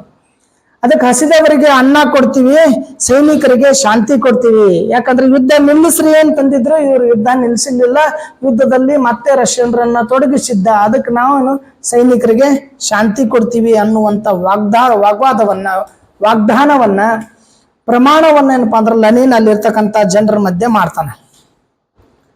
ಇದನ್ನ ಈಡೇರ್ಬೇಕಂದ್ರೆ ಏನಾಗ್ಬೇಕು ಅಂದ್ರೆ ಪಾರ್ಲಿಮೆಂಟರಿ ಪ್ರಜಾಪ್ರಭುತ್ವ ಏನಿತ್ತಲ್ಲ ಅದನ್ನ ಏನಪ್ಪಾ ಅಂದ್ರೆ ಈಗಿರ್ತಕ್ಕಂಥ ಸರ್ಕಾರ ಏನಿದೆ ತಾತ್ಕಾಲಿಕ ಸರ್ಕಾರ ಬದಲಾಗಬೇಕು, ಪಾರ್ಲಿಮೆಂಟರಿ ಸರ್ಕಾರ ಅಸ್ತಿತ್ವಕ್ಕೆ ಬರಬೇಕು ಅಂತೇಳಿ ಲೆನಿನ್ ಹೇಳ್ತಾನೆ. ನೀವೆಲ್ಲರೂ ಬೆಂಬಲ ಕೊಟ್ರೆ ಎಂಥ ಸರ್ಕಾರ ಬರ್ತೈತಿ ಅಂತಂದ್ರೆ, ಯಾವ ಸರ್ಕಾರ ಬರ್ತೈತಿ ಅಂತಂದ್ರೆ ರೈತರ ಸರ್ಕಾರ ಬರ್ತೈತಿ, ಕಾರ್ಮಿಕರ ಸರ್ಕಾರ ಬರ್ತೈತಿ, ಕೂಲಿಕಾರರ ಸರ್ಕಾರ ಬರ್ತೈತಿ ಅನ್ನುವಂಥ ಕೂಲಿ ಕಾರ್ಮಿಕರ ಸರ್ಕಾರ ಬರ್ತೈತಿ. ನೀವೆಲ್ಲರೂ ಬೆಂಬಲ ಕೊಟ್ರೆ ಕರೆನ್ಸಿ ಸರ್ಕಾರ ತೆಗೆದು ಹಾಕೋನು, ಹಸಿದವರಿಗೆ ಅನ್ನ ಕೊಡೋನು, ಸೈನಿಕರಿಗೆ ಶಾಂತಿ ಕೊಡೋನು, ಪ್ರಜಾಪ್ರಭುತ್ವ ಸರ್ಕಾರ ಏನೈತಿ ಪಾರ್ಲಿಮೆಂಟರಿ ಪ್ರಜಾಪ್ರಭುತ್ವ ಸರ್ಕಾರ ನಿರ್ಮಾಣ ಮಾಡೋನು. ಆ ಸರ್ಕಾರದಾಗ ಯಾರು ಇರ್ತಾರ ಅಂತಂದ್ರ ಆ ಸರ್ಕಾರ ರೈತರದಾಗಿರ್ತೈತಿ. ಆ ಸರ್ಕಾರದಾಗ ಯಾರು ಇರ್ತಾರಂದ್ರ ಅದು ಕಾರ್ಮಿಕರು ಇರ್ತಾರ, ಅದು ಕಾರ್ಮಿಕರದಾಗಿರ್ತೈತಿ. ಕೂಲಿ ಕಾರ್ಮಿಕರ ಸರ್ಕಾರ ಆಗ್ತೈತಿ. ಅದನ್ನ ರಚಿಸ್ಬೇಕು ಅಂತೇಳಿ ಲೆನಿನ್ ಅಲ್ಲಿ ಭಾಷಣಗಳನ್ನ ಮಾಡ್ತಾನ. ಆ ಭಾಷಣಗಳ ಜೊತೆ ಒಂದಿಷ್ಟು ಅಂಶಗಳನ್ನ ಲೆನಿನ್ ಆ ಸಂದರ್ಭದೊಳಗೆ ಹೇಳ್ತಾನೆ. ಆ ಏನ ಕ್ರಾಂತಿಯನ್ನ ಮಾಡ್ತಿರ್ತಾರಲ್ಲ, ಮುಷ್ಕರ ಮಾಡ್ತಿರ್ತಾರ ಜನರು, ಅಕ್ಟೋಬರ್ ತಿಂಗಳದೊಳಗ ಅದು ನವೆಂಬರ್ ತಿಂಗಳದೊಳಗ ಆ ಕ್ರಾಂತಿಯನ್ನ ಉದ್ದೇಶಿಸಿ ಮಾತನಾಡಿ ಅಲ್ಲಿ ಕೆಲವೊಂದು ಅಂಶಗಳನ್ನ ಪ್ರಕಟ ಮಾಡ್ತಾನೆ. ಏನ್ ಹೇಳ್ತಾನಂದ್ರೆ ಕರೆನ್ಸಿ ಸರ್ಕಾರಕ್ಕೆ ಸಡನ್ ಆಗಿ ಸದ್ಯನೇ ಯುದ್ಧವನ್ನ ನಿಲ್ಲಿಸ್ಬೇಕು, ಸರ್ಕಾರ ತೆಗೆದು ಹಾಕ್ಬೇಕು. ಅದ್ರ ಜೊತೆ ಅವ ಹೇಳ್ತಾನೆ ಕರೆನ್ಸಿಯ ಸರ್ಕಾರ ಯುದ್ಧವನ್ನ ನಿಲ್ಲಿಸದೆ ಹೋದ್ರೆ ಸರ್ಕಾರ ಏನಪ್ಪ ಅಂದ್ರೆ ಬದಲಿಸ್ಬೇಕ. ಸರ್ಕಾರ ಬದಲಿಸ ಮೇಲೆ ಏನಾಗ್ತೈತಿ ಅಂತಂದ್ರೆ ನಾವು ಯುದ್ಧವನ್ನ ನಿಲ್ಲಿಸ್ತೀವಿ ಅಂತ ಅವ ಹೇಳ್ತಾನ. ಆ ಸರ್ಕಾರ ಚೇಂಜ್ ಆತಂದ್ರೆ ನಮ್ಮ ಕಡೆ ಬತ್ತಂದ್ರೆ ನಾವು ಯುದ್ಧ ನಿಲ್ಲಿಸ್ತೀವಿ. ಯುದ್ಧ ನಿಲ್ಲಿಸಿ ನಾವು ಶಾಂತಿ ಒಪ್ಪಂದವನ್ನ ಮಾಡ್ಕೊಂತೀವಿ. ಯಾರ ಜೊತೆ? ಜರ್ಮನಿ ಜೊತೆ ಶಾಂತಿ ಒಪ್ಪಂದ ಮಾಡ್ಕೊಂತೀವಿ ಅಂತ ಹೇಳ್ತಾನೆ. ನಾವು ಯುದ್ಧನ ನಿಲ್ಲಿಸಿ ಶಾಂತಿ ಒಪ್ಪಂದ ಮಾಡ್ಕೊಂಡು ನಾವು ಯುದ್ಧದಿಂದ ಹೊರಗೆ ಬಂದ್ಬಿಡ್ತೀವಿ. ಇದರಿಂದ ಏನಾಗ್ತೈತಿ ಅಂತಂದ್ರೆ ನಾವು ಜರ್ಮನಿ ಜೊತೆ ಸೋತಿದ್ದೀವಲ್ಲ, ಆ ಸೋತಿದ್ದಕ್ಕೊಂದಿಷ್ಟು ನೆಮ್ಮದಿ ಸಿಕ್ಕೈತಿ. ನಮ್ಮ ಸೈನಿಕರು ಸಾವು ಏನಾಗ್ತೈತಲ್ಲ ಅದರಿಂದ ನಾವು ಮುಕ್ತಿ ಪಡ್ಕೊಂತೀವಿ. ಅದಕ್ಕೆ ನಾವು ಯುದ್ಧವನ್ನ ನಿಲ್ಲಿಸ್ತೀವಿ, ಜರ್ಮನಿ ಜೊತೆ ಶಾಂತಿ ಒಪ್ಪಂದ ಮಾಡ್ಕೊಂತೀವಿ ಅನ್ನುವಂಥ ಅಂಶವನ್ನ ಲೆನಿನ್ ಹೇಳ್ತಾನೆ. ಅದ್ರ ಜೊತೆ ಲೆನಿನ್ ಹೇಳ್ತಕ್ಕಂಥ ಅಂಶ ಏನು ಅಂತಂದ್ರೆ, ಏನೆಲ್ಲ ರಷ್ಯಾದೊಳಗೆ ಉತ್ಪಾದನೆಗಳು ಆಗ್ತಾವಲ್ಲ, ಏನೆಲ್ಲ ಉತ್ಪಾದನೆ ಆಗ್ತಾವ ಕಾರ್ಖಾನೆದೊಳಗ, ಆ ಕಾರ್ಖಾನೆಯಲ್ಲಿ ಉತ್ಪಾದನೆ ಆಗ್ತಕ್ಕಂಥ ಎಲ್ಲ ಸಾಧನಗಳು ಏನದವ ಅದನ್ನ ಬಳಕೆ ಮಾಡ್ಕೊಳ್ಳೋರು ಯಾರು ಅಂದ್ರೆ ಎಲ್ಲರಿಗೂ ಬಳಕೆ ಮಾಡ್ಕೊಳ್ಬೇಕು, ಅದನ್ನೆಲ್ಲರೂ ಅನುಭವಿಸ್ಬೇಕು ಅಂತ. ನೋಡ್ರಿ, ನೀವು ರೈತರು ಶ್ರೀಮಂತರಾಗ್ಲೇ ಇಲ್ಲ, ಕಾರ್ಖಾನೆಗಳಲ್ಲಿ ದುಡಿತಕ್ಕಂಥ ಕಾರ್ಮಿಕರು ಶ್ರೀಮಂತರಾಗ್ಲೇ ಇಲ್ಲ, ಬಟ್ ಕಾರ್ಖಾನೆ ಮಾಲೀಕರು ಶ್ರೀಮಂತರಾಗ್ತಾರೆ. ರೈತರು ಶ್ರೀಮಂತರಾಗಲಾಗ್ತಿಲ್ಲ, ದಳ್ಳಾಳಿಗಳು ಶ್ರೀಮಂತರಾಗ್ತಾರೆ. ಕಾರ್ಖಾನೆಗಳಲ್ಲಿ ಕಾರ್ಖಾನೆ ನಡೆಸೋರು ಶ್ರೀಮಂತರಾಗತ್ತಾರೆ ಹೊರತು ಕಾರ್ಖಾನೆಗಳಲ್ಲಿ ದುಡಿತಕ್ಕಂಥವ್ರು ಶ್ರೀಮಂತರಾಗ್ತಿಲ್ಲ. ಯಾಕಂತಂದ್ರೆ ಪರ್ಸೆಂಟೇಜ್ ಇಲ್ಲ. ನೀವು ಅನ್ಕೊಂತೀರಿ ಸೇರ್ ಅನ್ನೋದಲ್ಲ ಶುಗರ್ ಫ್ಯಾಕ್ಟ್ರಿಗೆ, ಅದು ಸೇರ್ ಅದಾವಲ್ಲ ಶುಗರ್ ಫ್ಯಾಕ್ಟ್ರಿಗೆ, ಹಾಗಾದ್ರೆ ಆ ಎಲ್ಲ ಸೇರದಾರರು ಆ ಕಾರ್ಖಾನೆಯಲ್ಲಿ ಪಾಲುದಾರರು, ಹೌದಲ್ಲ, ಕಾರ್ಖಾನೆಯಲ್ಲಿ ಪಾಲುದಾರರು. ಹಾಗಾದ್ರೆ ಆ ಕಾರ್ಖಾನೆಯ ಬಂದಿರತಕ್ಕಂಥ ಲಾಭವನ್ನ ಎಲ್ಲರಿಗೂ ಪಾಲು ಕೊಡ್ಬೇಕಲ್ಲ. ಹಾಗಾದ್ರೆ ಎಲ್ಲರಿಗೂ ಲಾಭದ ಪಾಲು ಕೊಡ್ತಾರೇನು? ಪಾಲ್ ಕೊಡೋದಿಲ್ಲ. ಏನ್ ಕೊಡ್ತಾರಂತಂದ್ರ ಲಾಸ್ಟಿಗೆ ಉಳಿದು ಸಕ್ಕರೆ ಇರ್ತೈತಿಲ್ಲ, ಅದನ್ನ ಕೊಡ್ತಾರೆ ಇವ್ರಿಗೆ ಸೇರ್ ಅಂತೇಳಿ. ಇವ್ರು ಸುಮ್ಮನೆ ಅಟ್ಟ ಕೊಟ್ಟಿಲ್ಲ ಅಂತ ಮುಚ್ಕೊಂಡು ಕೂತ್ ಬಿಡ್ತಾರ. ಕಾರ್ಖಾನೆ ಯಾರ್ದದು? ಕಾರ್ಖಾನೆ ಒಬ್ಬರದಲ್ಲ, ಕಾರ್ಖಾನೆ ಮಾಲಕರು ಒಬ್ಬರದಲ್ಲ. ಸೇರನ್ನ ಪರ್ಚೇಸ್ ಮಾಡಿರುವಂತ ಪ್ರತಿಯೊಬ್ಬ ರೈತಂದು ಕಾರ್ಖಾನೆ. ಅದರ ಬಂದಿರುವಂತ ಲಾಭದ ಫಲಾನುಭವಿಗಳು ಯಾರು? ಆ ಕಾರ್ಖಾನೆಗೆ ಸೇರಿರ್ತಕ್ಕಂಥವ್ರು. ಅದಕ್ಕೆ ಲೆನಿನ್ ಹೇಳ್ತಾನೆ, ಕೈಗಾರಿಕೆಗಳು ಏನದಾವಲ್ಲ, ಕೈಗಾರಿಕೆಗಳಲ್ಲಿ ಉತ್ಪಾದನೆ ಏನಾಗ್ತೈತಲ್ಲ, ಆ ಉತ್ಪಾದನೆಯ ಸಾಧನಗಳು ವಸ್ತುಗಳು ಅದೆಲ್ಲ ಅದನ್ನೆಲ್ಲರೂ ಬಳಸ್ಕೋಬೇಕು, ಎಲ್ಲರೂ ಅನುಭವಿಸ್ಬೇಕು ಅಂತ. ಹಂಗಾದ್ರೆ ನಾವು ಈಕ್ವಲ್ ಪಾರ್ಟ್ನರ್ದಾಗ ಮಾಡಿ ಈಕ್ವಲ್ ಸೇರ್ ತಗೊಂಡು ಈಕ್ವಲ್ ಲಾಭ ಪಡ್ಕೊಂತೀವಲ್ಲ, ಹಂಗ ಅದು ಎಲ್ಲರದ್ದು ಪರಿಶ್ರಮ ಇರ್ತೈತಿ ಅಂತ ಆ ಅಂಶವನ್ನ ಲೆನಿನ್ ಹೇಳ್ತಾನ. ಅದ್ರ ಜೊತೆ ಏನಪ್ಪಾ ಅಂತಂದ್ರ, ನಮ್ಮ ರಷ್ಯಾ ಅನ್ನುವಂತ ಏನ್ ದೇಶ ಇದೆಯಲ್ಲ, ಅದು ಯಾವತ್ತೂ ನಾವು ಮತ್ತೊಬ್ಬರ ಕೈ ಒಳಗೆ ಅಂದ್ರೆ ಸೋವಿಯತ್ ಸರ್ಕಾರದ ಕೈ ಒಳಗೆ ರಷ್ಯಾ ಕೊಡಬಾರ್ದು, ಮತ್ತೊಬ್ಬರ ಕೈ ಒಳಗೆ ರಷ್ಯಾ ಕೊಡಬಾರ್ದು. ಯಾವುದೇ ಕಾರಣಕ್ಕಾಗ್ಲಿ ನಮ್ಮ ಸರ್ಕಾರ, ನಮ್ಮ ಅಧಿಕಾರ, ನಮ್ಮ ದೇಶ ನಾವೇ ಇಟ್ಕೊಳ್ಬೇಕು, ನಮ್ಮ ಕೈ ಒಳಗೆ ಇರಬೇಕು. ಅದು ಮತ್ತೊಂದು ರಾಷ್ಟ್ರದ, ಪರರಾಷ್ಟ್ರದ ಅಥವಾ ಸೋವಿಯತ್ ರಾಷ್ಟ್ರ ಅಥವಾ ಸೋವಿಯತ್ ಒಕ್ಕೂಟದ ಕಡೆ ನಮ್ಮ ರಾಷ್ಟ್ರ ಇರಬಾರ್ದು ಅನ್ನುವಂತ ಅಂಶವನ್ನು ಹೇಳ್ತಾನ. ಯಾವುದೇ ಕಾಲಕ್ಕೆ ಎಂತ ಸಂದರ್ಭ ಬಂದ್ರು ಅಧಿಕಾರ ಶ್ರೀಮಂತರ ಕೈಯಾಗ ಕೊಡಬಾರ್ದು ಅಂತ, ಶ್ರೀಮಂತರ ಕೈ ಒಳಗೆ ಅಧಿಕಾರ ಕೊಡಬಾರ್ದು ಅಂತ. ಇದ್ರ ಜೊತೆ ಇನ್ನೊಂದು ಅಂಶ ಹೇಳ್ತಾನ, ರೈತರಿಗೆ ಸಮ ಪ್ರಮಾಣದಾಗ ಭೂಮಿ ಹಂಚಬೇಕು, ಪ್ರತಿಯೊಬ್ಬರು ರೈತರಿಗೆ ಭೂಮಿ ಹಂಚಬೇಕು. ಹಂಗಂದ್ರೆ ರೈತರು ಯಾರು? ರೈತರಿಗೆ ಭೂಮಿ ಹಂಚಬೇಕು ಅಂತಂದ್ರೆ ರೈತರು ಯಾರು? ರೈತರು ಯಾರು ಅನ್ನೋದನ್ನ ಇಲ್ಲಿ ಯಾರಿಗೆ ಆರಂಭದಲ್ಲಿ ಭೂಮಿ ಇರ್ಲಿಲ್ಲೋ ಅವರೇ ರೈತರಾಗಿದ್ರು. ಯಾರೇ ಹೊಲದಲ್ಲಿ ಕೆಲಸ ಮಾಡ್ತಾರಲ್ಲ ರೈತರು ಅಂತಂದ್ರೆ, ಉತ್ತವರು, ಬಿತ್ತವರು, ಕಸ ತೆಗೋರು, ಅಲ್ಲಿ ಏನಪ್ಪಾ ಅಂತಂದ್ರೆ ಬೆಳೆ ತೆಗೋರು, ಅದನ್ನ ರಾಶಿ ಮಾಡೋರು, ಇವ್ರು ರೈತರ. ಹೊಲ ಇದ್ದವ್ರು ರೈತರಲ್ಲ, ಹೊಲದೊಳಗೆ ಒಂದ್ ಹನಿ ಬೆವರ್ನು ಹಾಕ್ಲಾರ್ದವ್ರು ರೈತರಲ್ಲ, ಸುಮ್ಮನೆ ಹೋಗಿ ಉಂಡು ತಿಂದು ಮಲ್ಕೊಂಡ್ ಬರಕ್ ಹೊಲಕ್ಕೆ ಹೋಗ್ತಿರ್ತಾರಲ್ಲ, ಅದು ಅವ್ರು ರೈತರಲ್ಲ. ಅವರು ಜಮೀನ್ದಾರರು, ಅವರು ಜಮೀನನ್ನ ಹೊಂದಿರತಕ್ಕಂಥ ಜಮೀನ್ದಾರರು, ವತನನ್ನ ಹೊಂದಿರುವಂತ ವತನ್ದಾರರು, ಜಾಗೀರ್ ಪಡೆದಿರ್ತಕ್ಕಂಥ ಜಾಗೀರ್ದಾರರು, ದೇಶಗತಿಯನ್ನ ಪಡೆದಿರ್ತಕ್ಕಂಥ ದೇಸಾಯಿಗಳು. ಅವ್ರದ್ದು ಭೂಮಿ, ಅವ್ರ ಭೂಮಿ ಮಾಲೀಕರ. ಬಟ್ ರೈತರು ಯಾರು ಅಂತಂದ್ರೆ ಅಲ್ಲಿ ದುಡಿತಕ್ಕಂಥವ್ರು, ಅವ್ರಿಗೆ ಭೂಮಿ ಇರ್ಲಿಲ್ಲ. ಅದಕ್ಕೇನಪ್ಪಾ ಅಂತಂದ್ರ ಪ್ರತಿಯೊಬ್ಬ ರೈತರಿಗೆ ಭೂಮಿಯನ್ನ ಹಂಚುವಂತ ಕೆಲಸ ಮಾಡ್ತೈತಿ ಅನ್ನುವಂತ ಅಂಶವನ್ನ ಲೆನಿನ್ ಹೇಳ್ತಾನೆ. ನಮ್ಮಲ್ಲಿಯೂ ಆಗ್ತದೆ. ನಮ್ಮ ದೇಶದೊಳಗೆ ಏನಪ್ಪಾ ಅಂದ್ರೆ ಬಹಳಷ್ಟು ಜನರಿಗೆ ಭೂಮಿನೇ ಇರಲಿಲ್ಲ. ಒಂದು ದೊಡ್ಡ ಕಾಂಟ್ರಿಬ್ಯೂಷನ್ ಬಾಬಾ ಸಾಹೇಬ್ ಅಂಬೇಡ್ಕರ್ದು ಪ್ಲಾನ್ ಅದ. ಬಾಬಾ ಸಾಹೇಬ್ ಅಂಬೇಡ್ಕರ್ದು ಪ್ಲಾನ್ ಅನ್ನ ಇಂದಿರಾ ಗಾಂಧಿ ಇಂಪ್ಲಿಮೆಂಟ್ ಮಾಡ್ಕಂತಾಳೆ. ಏನಂತಂದ್ರೆ ಉಳುವವನೇ ಭೂಮಿಯ ಒಡೆಯ ಅಂತ. ಬಹುತೇಕ ಈಗ ಯಾರಿಗಾರ 2 ಎಕರೆ 4 ಎಕರೆ ಭೂಮಿ ಅದಾವಲ್ಲ, 2 ಎಕರೆ 4 ಎಕರೆ 10 ಎಕರೆ ಏನ್ ಭೂಮಿ ಉಳಿದೈತಲ್ಲ ಅದೆಲ್ಲ ಕೊಟ್ಟಿದ್ದು ಇಂದಿರಾ ಗಾಂಧಿ ಕಾಂಟ್ರಿಬ್ಯೂಷನ್. ಅದನ್ನೆಲ್ಲ ಕೊಟ್ಟಿದ್ದು ಇಂದಿರಾ ಗಾಂಧಿ ಕಾಂಟ್ರಿಬ್ಯೂಷನ್. ಅದು ಪ್ಲಾನ್ ಬಾಬಾ ಸಾಹೇಬ್ ಅಂಬೇಡ್ಕರ್ದ. ಇಂದಿರಾ ಗಾಂಧಿ ಪುಣ್ಯದಿಂದ, ಇಂದಿರಾ ಗಾಂಧಿ ಕೊಟ್ಟಿರ್ತಕ್ಕಂಥ ಆಕ್ಟ್ ದಿಂದ, ಟೆನೆಂಟ್ ಆಕ್ಟ್ ದಿಂದ, ಆ ಭೂಮಿ ಉಳುವವನೇ ಒಡೆಯ ಅನ್ನುವಂತ ಕಾಯ್ದೆದಿಂದ ಇವತ್ತಿಗೆ ಏನಾದ್ರು ಜಮೀನ್ದಾರ್ ಹೇಳಕತ್ತಿಲ್ಲ ನಾನು, ಯಾರ್ಯಾರು ದೊಡ್ಡ ದೊಡ್ಡ ಜಮೀನ್ದಾರ್ ಇದ್ರು, 100 ಎಕರೆ 1000 ಎಕರೆ ಕಣ್ಣಿ ಕಾಣಿಸುವಷ್ಟು ಭೂಮಿ ಇತ್ತಲ್ಲ, ಆ ಭೂಮಿ ಒಳಗೆ ಊರಾನವ್ರಿಗೆ ಯಾರಿಗಾರೆ 5 ಎಕರೆ 2 ಎಕರೆ 10 ಎಕರೆ 20 ಎಕರೆ ಯಾರಿಗಾದ್ರೂ ಬಂದೈತಿ ಅಂತಂದ್ರ ಅದು ಇಂದಿರಾ ಗಾಂಧಿಯ ಏನಪ್ಪಾ ಅಂದ್ರೆ ಉಳುವವನೇ ಒಡೆಯ ಅನ್ನುವಂತ ಕಾಯ್ದೆಯ ಮೇಲೆ ಅನಿವಾರ್ಯ. ಇಷ್ಟು ಭೂಮಿ ನಿನ್ಗ್ಯಾಕೆ, ಇಷ್ಟು ಭೂಮಿ ಗಂಡ ಹೆಂಡತಿ ನೀವು ಇಬ್ರ 4 ಮಂದಿ ಮಕ್ಳು, ನಿಮ್ಗ್ಯಾಕೆ ಒಂದು 100 ಎಕರೆ 500 ಎಕರೆ 1000 ಎಕರೆ ಭೂಮಿ ಸರ್ಕಾರ ಜಪ್ತ್ ಮಾಡಿಬಿಡ್ತೈತಿ ನೋಡಿ ಭೂಮಿ ಅಂದ ತಕ್ಷಣ ಅಲ್ಲಿ ಹೊಲದಾಗ ಕೆಲಸ ಮಾಡೋರು ಇವ್ರಿಗೊಂದು 2 ಎಕರೆ ಅವ್ರಿಗೊಂದು 5 ಎಕರೆ ಇವ್ರಿಗೊಂದು 10 ಎಕರೆ ಇವ್ರಿಗೊಂದು ಎಕರೆ ಬರ್ದ್ ಬಿಟ್ರೆ ಯಾರು ಗಟ್ಟಿದ್ರು ಅವ್ರು ಉಳಿಸ್ಕೊಂಡ್ರು, ಯಾರು ಕಳೆದ್ರು ಆಮೇಲೆ ಇಂದಿರಾ ಗಾಂಧಿ ಸಾಕ್ತ ಆದ್ಮೇಲೆ ಮತ್ತೆ ವಾಪಸ್ ಎಲ್ಲ ಮತ್ತೆ ಮೆಸರು ಬರ್ಕೊಂಡ್ಬಿಟ್ರು ಅವ್ರು. ಖರೇನ ಹಿಂಗ ಮಾಡ್ಯಾರ ಬಹಳ ಜನ, ಹಂಗಾಗಿ ಅವ್ರು ಭೂಮಿ ಉಳಿದು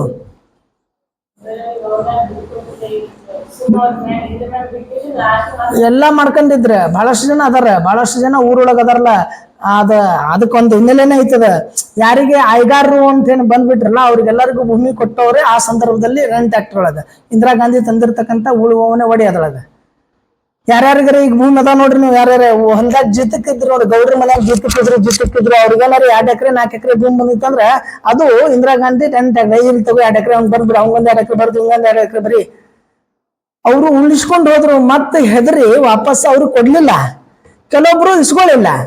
ಹಿಂಗಾಗಿ ಒಂದಿಷ್ಟು ಭೂಮಿ ಎಲ್ಲರೇ ಉಳ್ದಾವ್. 1 ಎಕರೆ 2 ಎಕರೆ 4 ಎಕರೆ 10 ಎಕರೆ 20 ಎಕರೆ ಭೂಮಿ ಅಷ್ಟು ಉಳ್ದಾವ್. ನೋಡ ಲೆನಿನ್‌ನಿಂದ ಪ್ಲಾನ್ ಏನಿತ್ತು, ಎಲ್ಲರಿಗೂ ಉಳುವಂತ ಪ್ರತಿಯೊಬ್ಬರ ರೈತರಿಗೂ ಭೂಮಿ ಕೊಡಬೇಕು ಅಂತ. ಅಂತ ಏನಪ್ಪಾ ಅಂದ್ರ ಅಂಶಗಳನ್ನ ಲೆನಿನ್ ಏನಪ್ಪಾ ಅಂದ್ರ ಆ ಕ್ರಾಂತಿಯ ಸಂದರ್ಭದೊಳಗ ಯಾವುದು ನವೆಂಬರ್ದಲ್ಲಿ ನಡೆದಿರ್ತಕ್ಕಂಥ ಅಕ್ಟೋಬರ್ ಕ್ರಾಂತಿ ಸಂದರ್ಭದೊಳಗ ಮಾತನಾಡ್ತಾ ಈ ಎಲ್ಲ ಅಂಶಗಳನ್ನ ಜನರಿಗೆ ಹೇಳ್ತಾನೆ. ಜನರೆಲ್ಲ ಒಪ್ಕೊಳ್ತಾರೆ. ನಾವು ಅಂತಿರ್ತೀವಲ್ಲ, ನಿಮಗ ರೊಕ್ಕ ಬೇಕೋ ಬೇಡ, ನಿಮ್ಗೆ ರೊಕ್ಕ ಬೇಕು ಬೇಡ, ನಿಮ್ ಬಡತನ ಹೋಗ್ಬೇಕು ಹೋಗ್ಬಾರ್ದು, ಭ್ರಷ್ಟಾಚಾರ ನಿಲ್ಬಾರ್ದು, ಇದ್ದವ್ರ ಕಡೆದಿಂದ ಕಸ್ಕೊಂಡ್ ಕೊಡ್ಬಾರ್ದು. ಹಿಂಗ್ ಕೇಳ ನೀವೇನಂತೀರಿ, ಕೊಡ್ರಿ ಅಂತ ಹೇಳ್ತೀರಿ, ಬೇಡ ಅಂತ ಹೇಳ್ತೀರೇನ, ಕೊಟ್ರೇನ, ಇಲ್ಲ ಬಂತೇನೆ, ಇಲ್ಲ ಏನೂ ಆಗೋದಿಲ್ಲ. ಅವಾಗ ಹೇಳೋದಷ್ಟೇ ಅದು. ಯಾಕಂದ್ರೆ ನನಗೆ ಅಧಿಕಾರ ಬೇಕಾಗಿರ್ತೈತಿ. ನಾನು ಅಧಿಕಾರವನ್ನ ಪಡ್ಕೊಳ್ಳೋದ್ರ ಸಲುವಾಗಿ ನಾ ಜನರಿಗೆ ಮರಳ ಮಾಡೋದ್ರೊಳಗೆ ಯಾವುದಕ್ಕೂ ಹಿಂಸಿರೋದಿಲ್ಲ.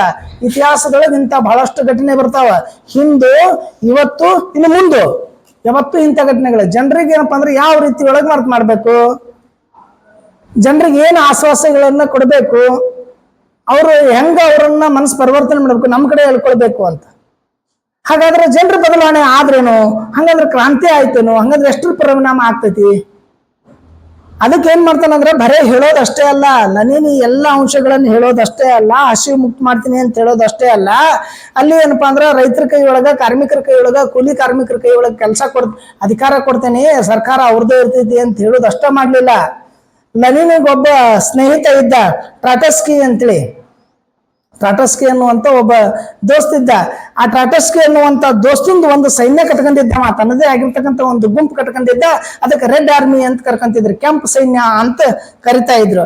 ಅದ್ರೊಳಗ 25,000 ಸೈನಿಕರಿದ್ರು. ಕ್ರಾಂತಿಕಾರಿಗೆಲ್ಲ ಅಂಶ ಹೇಳಿದ್ಮೇಲೆ, ಕ್ರಾಂತಿಕಾರಿಗಳೆಲ್ಲ ಅಲ್ಲಿ ಕ್ರಾಂತಿ ನಡೆದಿರ್ತಕ್ಕಂಥ ಜನರೆಲ್ಲ ಅದನ್ನ ಒಪ್ಕೊಂಡ ಮ್ಯಾಗ, ಘೋಷಣೆಗಳನ್ನ ಕೂಗಿದ ಮ್ಯಾಗ, ಲೆನಿನ್ ಏನ್ ಮಾಡ್ತಾನ, ಟ್ರಾಟಸ್ಕಿಯ 25,000 ಸೈನ್ಯ ಏನಿದಲ್ಲ ಆ ಸೈನಿಕರನ್ನ ಬಳಸ್ಕೊಂಡು ಕರೆನ್ಸಿಯ ತಾತ್ಕಾಲಿಕ ಸರ್ಕಾರವನ್ನ ಕಿತ್ತೊಗಿತಾನ. ಯಾರಿಂದ? ಟ್ರಾಟಸ್ಕಿಯ ಕೆಂಪು ಸೈನ್ಯ ಏನಿತ್ತಲ್ಲ, ರೆಡ್ ಆರ್ಮಿ ಏನಿತ್ತಲ್ಲ, ಆ ಸೈನ್ಯವನ್ನ ಬಳಕೆ ಮಾಡ್ಕೊಂಡು ಕರೆನ್ಸಿ ಅಲೆಕ್ಸಾಂಡರ್ ಕರೆನ್ಸಿ ಸರ್ಕಾರವನ್ನ ಕಿತ್ತೊಗಿತಾನ.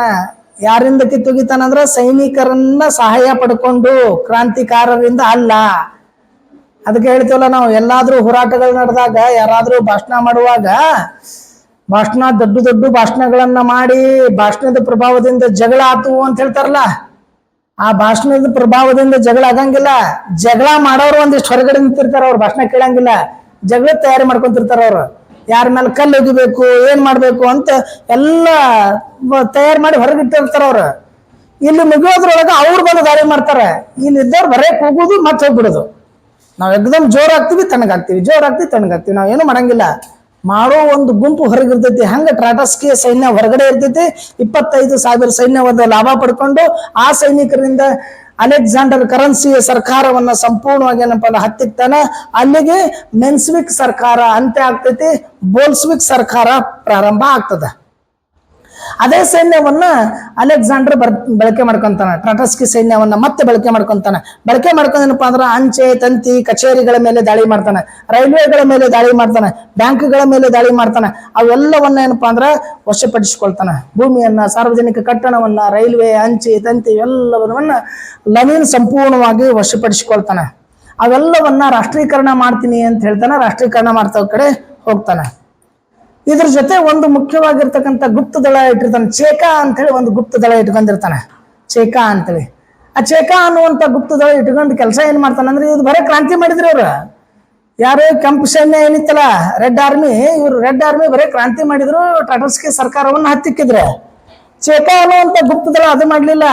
ಅವ್ರು ಏನ್ ಮಾಡಿದ್ರು ಅಂದ್ರೆ, ಯಾರ್ಯಾರು ಲೆನಿನ್ ಅನ್ನ ವಿರೋಧ ಮಾಡ್ತಾರಲ್ಲ, ಯಾರ್ಯಾರು ಲೆನಿನ್ ಸರ್ಕಾರವನ್ನ ವಿರೋಧ ಮಾಡ್ತಾರಲ್ಲ, ಯಾರ್ಯಾರು ಲೆನಿನ್ ಮಾತುಗಳನ್ನ ವಿರೋಧ ಮಾಡ್ತಾರಲ್ಲ, ಅಂತವ್ರನ್ನ ಹಿಡಿದು ಅವರನ್ನ ಕೊಲೆ ಮಾಡ್ತಕ್ಕಂಥ ಕೆಲಸ ಮಾಡ್ಬೇಕಂಗ ಕ್ರಾಂತಿಕಾರಿಗಳು. ಇವತ್ತು ಪೊಲಿಟಿಕ್ಸ್ನಾಗ ಇದ ಮಾಡ್ತಾರೆ, ಹೇಳೋದು ಹಿಂದೆ ಇದ್ದವ್ರ ಕಡೆಯಿಂದ ಹೊರಸೋದು ಅಥವಾ ಏನಾರ ಮಾಡಿಸೋದು. ಲೆನಿನ್ ಚೇಕಾ ಅನ್ನುವಂತ ಏನ ಗುಪ್ತ ಸಂಘ ಇತ್ತು, ಆ ಗುಪ್ತ ಸೈನ್ಯ ಏನಪ್ಪಾ ಅಂತಂದ್ರ ಕಾರ್ಮಿಕರ ಕ್ರಾಂತಿ, ರೈತರ ಕ್ರಾಂತಿ ಮತ್ತು ಸೈನಿಕರ ಕ್ರಾಂತಿ ಚಿರಾಯುವಾಗ್ಲಿ ಅಂತ ಘೋಷಣೆಯನ್ನ ಕೂಗ್ತಕ್ಕಂಥ ಸಂದರ್ಭದೊಳಗೆ ಅದನ್ನ ಯಾರ್ಯಾರು ವಿರೋಧ ಮಾಡ್ತಾರೋ ಅಂತವ್ರನ್ನ ಹತ್ತಿಕ್ತಕ್ಕಂಥ ಕೆಲಸವನ್ನ, ತನ್ನ ಪ್ರತಿಸ್ಪರ್ಧಿಗಳನ್ನ ನಾಶ ಮಾಡ್ತಕ್ಕಂಥ ಕೆಲಸವನ್ನ ಚೇಕಾ ಅನ್ನುವಂಥ ಗುಪ್ತ ಸೈನ್ಯದಿಂದ ಲೆನಿನ್ ಮಾಡ್ತಾನೆ. ಒಂದ್ ಕಡೆ ಟ್ರಾಟಸ್ಕಿಯ ಸೈನ್ಯ ಇವನ್ಗೆ ಸರ್ಕಾರವನ್ನ ಕಿತ್ತೊಗೆದು, ತಾತ್ಕಾಲಿಕ ಸರ್ಕಾರವನ್ನ ಕಿತ್ತೊಗೆದು ಬೋಲ್ಸ್ವಿಕ್ ಸರ್ಕಾರದ ಸ್ಥಾಪನೆಗೆ ಕಾರಣ ಆಗ್ತೈತಿ. ಅದೇ ಟ್ರಾಟಸ್ಕಿಯ ಸೈನ್ಯ ಪಡ್ಕೊಂಡು ಏನಪ್ಪಾ ಅಂದ್ರೆ ಕ್ರಾಂತಿಕಾರಿಗಳ ಜೊತೆ ಸೇರ್ಕೊಂಡು ಅದ್ರ ಜೊತೆ ಏನಪ್ಪಾ ಅಂದ್ರೆ ಚೇಕಾ ಅನ್ನುವಂಥ ಗುಪ್ತ ಸೈನ್ಯ ತಗೊಂಡು, ಆ ಗುಪ್ತ ಸೈನ್ಯದಿಂದ ಯಾರ ಪ್ರತಿಸ್ಪರ್ಧಿಗಳದಾರಲ್ಲ ಆ ಎಲ್ಲ ಪ್ರತಿಸ್ಪರ್ಧಿಗಳನ್ನ ಹೊಡೆದು ಉಳಿಸ್ತಕ್ಕಂಥದ್ದು, ಅವ್ರನ್ನ ಕೊಲ್ತಕ್ಕಂಥ ಕೆಲಸವನ್ನ ಮಾಡ್ತಾನೆ. ಆ ಸಂದರ್ಭದೊಳಗನೆ ಮತ್ತೆ ಲೆನಿನ್ ಘೋಷಣೆ ಮಾಡ್ಕೊಂತಾನೆ. ಮೊದಲು ಘೋಷಣೆ ಮಾಡಿದ್ದು ಕ್ರಾಂತಿ ಚಿರಾಯುವಾಗಲಿ, ಸಮಾಜವಾದ ರಾಷ್ಟ್ರ ನಿರ್ಮಾಣ ಆಗ್ಲಿ ಅಂತೇಳಿ ಮಾರ್ಚ್ 8ರ ಕ್ರಾಂತಿ ಸಂದರ್ಭದೊಳಗೆ ಹೇಳಿದ್ದ. ಯಾವಾಗ ಮೆನ್ಸ್ವಿಕ್ ಸರ್ಕಾರ ನಾಶ ಆಗ್ತೈತೋ, ಪತನ ಆಗ್ತೈತೋ, ಪತನ ಆದ್ಮೇಲೆ ಬೋಲ್ಸ್ವಿಕ್ ಸರ್ಕಾರ ಸ್ಥಾಪನೆ ಆಗ್ತೈತಿ, ಆ ಸಂದರ್ಭದೊಳಗೆ ಘೋಷಣೆ ಕೂಗ್ತಾನೆ. ಕಾರ್ಮಿಕರ ಕ್ರಾಂತಿ ಚಿರಾಯುವಾಗ್ಲಿ, ರೈತರ ಕ್ರಾಂತಿ ಚಿರಾಯುವಾಗಲಿ, ಸೈನಿಕರ ಕ್ರಾಂತಿ ಚಿರಾಯುವಾಗ್ಲಿ ಅನ್ನುವಂಥ ಘೋಷಣೆಗಳನ್ನ ಕೂಗ್ತಾನೆ. 1917 ನವೆಂಬರ್ 7ರಂದು ಈ ಘಟನೆ ನಡೀತೈತಿ. ಇದನ್ನ ನಾವೇನಪ್ಪಾ ಅಂತಂದ್ರೆ ಹಳೆ ಕ್ಯಾಲೆಂಡರ್ ಪ್ರಕಾರ ಅಕ್ಟೋಬರ್ ಕ್ರಾಂತಿ ಅಂತ ಕರೀತಾರ.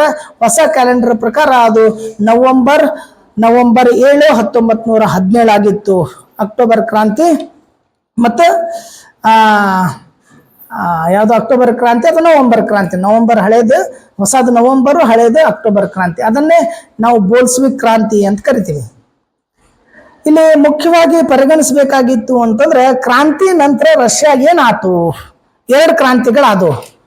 ನಾವು ಹೇಳ್ತೀವಿ ಅದನ್ನೇ ರಷ್ಯಾ ಕ್ರಾಂತಿ ಅಂತ. ರಷ್ಯಾ ಕ್ರಾಂತಿಯ ಘಟನೆಗಳೇನದಾವಲ್ಲ, ಈ 2 ಘಟನೆಗಳು ಕೂಡ್ಕೊಂಡು ಒಂದು ಮಾರ್ಚ್ 8ನಲ್ಲಿ ನಡೆದಿರ್ತಕ್ಕಂಥ ಕ್ರಾಂತಿ, ಮಾರ್ಚ್ 8ರಲ್ಲಿ ನಡೆದಿರ್ತಕ್ಕಂಥ ಕ್ರಾಂತಿ, ಮತ್ತು ಅದ್ರ ಜೊತೆ ಅಲೆಕ್ಸಾಂಡರ್ ಕರನ್ಸ್ಕಿಯ ತಾತ್ಕಾಲಿಕವಾದ ಸರ್ಕಾರ, ಮೆನ್ಸ್ವಿಕ್ ಸರ್ಕಾರ, ಅದಾದ್ಮೇಲೆ ಅಕ್ಟೋಬರ್ ನಡೆದಿರ್ತಕ್ಕಂಥ ಕ್ರಾಂತಿ, ಅಕ್ಟೋಬರ್ ಕ್ರಾಂತಿ ಅಥವಾ ಮೆನ್ಸ್ವಿಕ್ ಸರ್ಕಾರ, ಅದು ಬೋಲ್ಸ್ವಿಕ್ ಸರ್ಕಾರ ಅಥವಾ ಲೆನಿನ್ ಪಾತ್ರ, ಇದು ಎಲ್ಲಾನು ಏನಪ್ಪಾ ಅಂತಂದ್ರೆ ಇದೆಲ್ಲನೂ ರಷ್ಯಾ ಕ್ರಾಂತಿಯ ಘಟನೆಗಳು. ಇದೆಲ್ಲ ಕೂಡ್ಕೊಂಡೆ ರಷ್ಯಾ ಕ್ರಾಂತಿ ಆಗ್ತೈತಿ. ಹಾಗಾದ್ರೆ ಈ ರಷ್ಯಾ ಕ್ರಾಂತಿ ಆದ್ಮೇಲೆ ರಷ್ಯಾ ಏನಾಯ್ತು ಅಂತಂದ್ರೆ, ಈ ಅಕ್ಟೋಬರ್ ಕ್ರಾಂತಿ ನಂತರ 1918 ಜರ್ಮನಿಯೊಂದಿಗೆ ಒಂದು ಶಾಂತಿ ಒಪ್ಪಂದವನ್ನ ಲೆನಿನ್ ಮಾಡ್ಕೊಂತಾನೆ. ಹೇಳಿದ್ದಿಲ್ಲ, ನೀವು ಎಲ್ಲರೂ ಬೆಂಬಲ ಕೊಟ್ರೆ ಏನ್ ಮಾಡ್ತೀವಿ ನಾವು, ಯುದ್ಧವನ್ನ ನಿಲ್ಲಿಸ್ತೀವಿ, ಶಾಂತಿ ಒಪ್ಪಂದವನ್ನ ಮಾಡ್ಕೊಳ್ತೀವಿ ಅಂತ ಹೇಳಿದ್ದ. ಅದಕ್ಕೆ ಬ್ರೆಸ್ಟ್ ಲಿಸೋವಸ್ಕ್ ಅನ್ನುವಂತ ಒಂದು ಸ್ಥಳದೊಳಗ ಲೆನಿನ್ ಏನಪ್ಪಾ ಅಂತಂದ್ರ ಜರ್ಮನಿ ಜೊತೆ ಶಾಂತಿ ಒಪ್ಪಂದವನ್ನ ಮಾಡ್ಕೊಳ್ತಾನ. ಇದರಿಂದ ಏನಪ್ಪಾ ಅಂತಂದ್ರ ರಷ್ಯಾ ನೇರವಾಗಿ ಯುದ್ಧದಿಂದ ಹೊರಗೆ ಬಂದೇನಪ್ಪಾ ಅಂದ್ರೆ ಶಾಂತಿಯನ್ನ ಬಯಸ್ತೈತೆ. ರಷ್ಯಾ ಏನಪ್ಪಾ ಅಂದ್ರೆ ಒಪ್ಪಂದ ಮಾಡ್ಕೊಂಡಾದ್ಮೇಲೆ ಯುದ್ಧದಿಂದ ಹೊರಗೆ ಬರ್ತೈತಿ, ಯುದ್ಧದಿಂದ ಪಾರಾಗ್ತೈತಿ. ಯಾವಾಗ ರಷ್ಯಾ ಯುದ್ಧದಿಂದ ಪಾರಾಗ್ತೈತೋ, ಯುದ್ಧದಿಂದ ಹೊರಗೆ ಬರ್ತೈತೋ, ಜರ್ಮನಿ ಜೊತೆ ಒಪ್ಪಂದ ಮಾಡ್ಕೊಳ್ತೈತೋ, ಆಗ ರಷ್ಯಾದೊಳಗೆ ಒಂದಿಷ್ಟು ಸುಧಾರಣೆಗಳು ಜಾರಿಗೆ ಆಗ್ತಾವ. ಆ ಸುಧಾರಣೆಗಳಿಗೆ ಕಾರ್ಲ್ ಮಾರ್ಕ್ಸನ ಸಿದ್ಧಾಂತ ಏನಿರ್ತಲ್ಲ, ಸಮಾಜವಾದ ಮತ್ತು ಸಮತಾವಾದ, ಆ ಸಮಾಜವಾದ ಮತ್ತು ಸಮತಾವಾದ ಬಹುತೇಕ ರಷ್ಯಾದೊಳಗೆ ಎಲ್ಲ ಕಡೆ ಹಬ್ಬತೈತಿ. ಅದನ್ನೇ ನಾವು ಕಮ್ಯುನಿಸ್ಟ್ ವಾದ ಅಂತ ಕರಿತೀವಿ. ಈಗೂ ಕಮ್ಯುನಿಸ್ಟ್ರು ಅಂತದಾರ, ಈಗೂ ಕಮ್ಯುನಿಸ್ಟ್ ಅನ್ನುವಂಥ ಪಕ್ಷ ಐತಿ, ಈಗೂ ಕಮ್ಯುನಿಸ್ಟ್ರಿಗೆ ನಾವೇನಪ್ಪ ಅಂದ್ರೆ ಬೆಂಬಲಗಳನ್ನ ಕೊಡ್ತೀವಿ. ಇದ್ರಾಗ ಬಹುತೇಕರು ಎಲ್ಲರೂ ಕಮ್ಯುನಿಸ್ಟ್ರು ಇದ್ದೀರಿ, ಇದ್ರಾಗ ನೀವೆಲ್ಲರೂ ಕಮ್ಯುನಿಸ್ಟ್ ಇದ್ದೀರಿ. ಯಾರಿಲ್ಲ?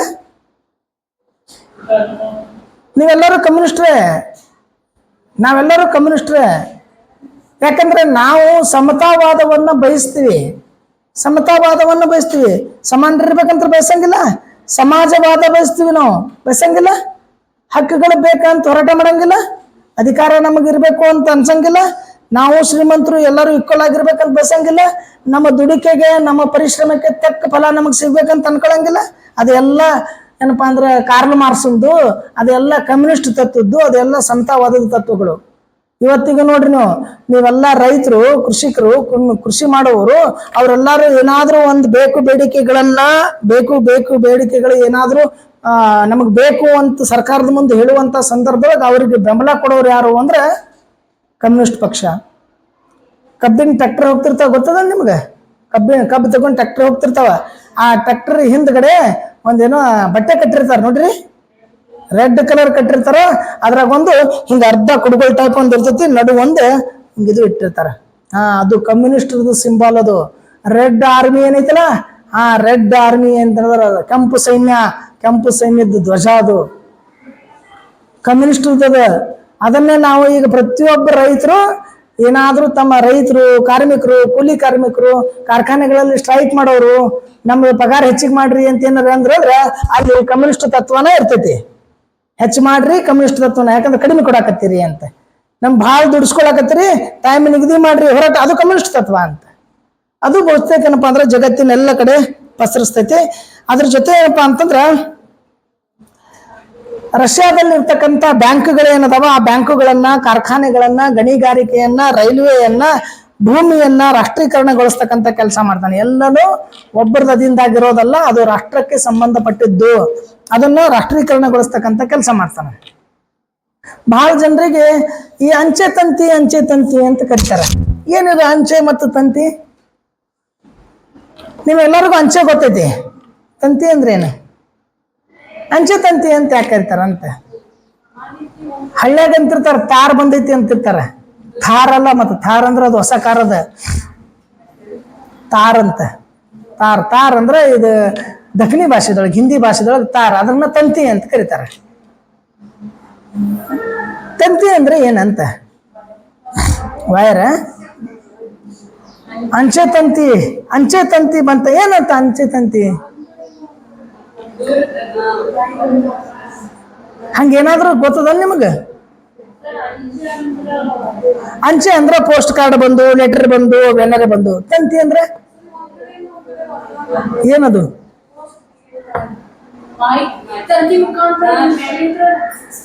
ಹಿಂಗ್ ಹೋಗಿದ್ ಸರ್ರತೆ ಜರ್ಕೊಂಡ್ ಬಂದ್ಬಿಡ್ತೈತಿ,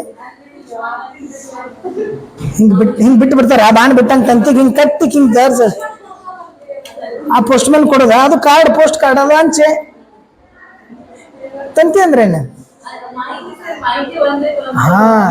ಮಾಹಿತಿಯನ್ನ ನೀಡೋದು. ಹೆಂಗ್ ನೀಡೋದು? ಹೆಂಗ್ ನೀಡೋದು?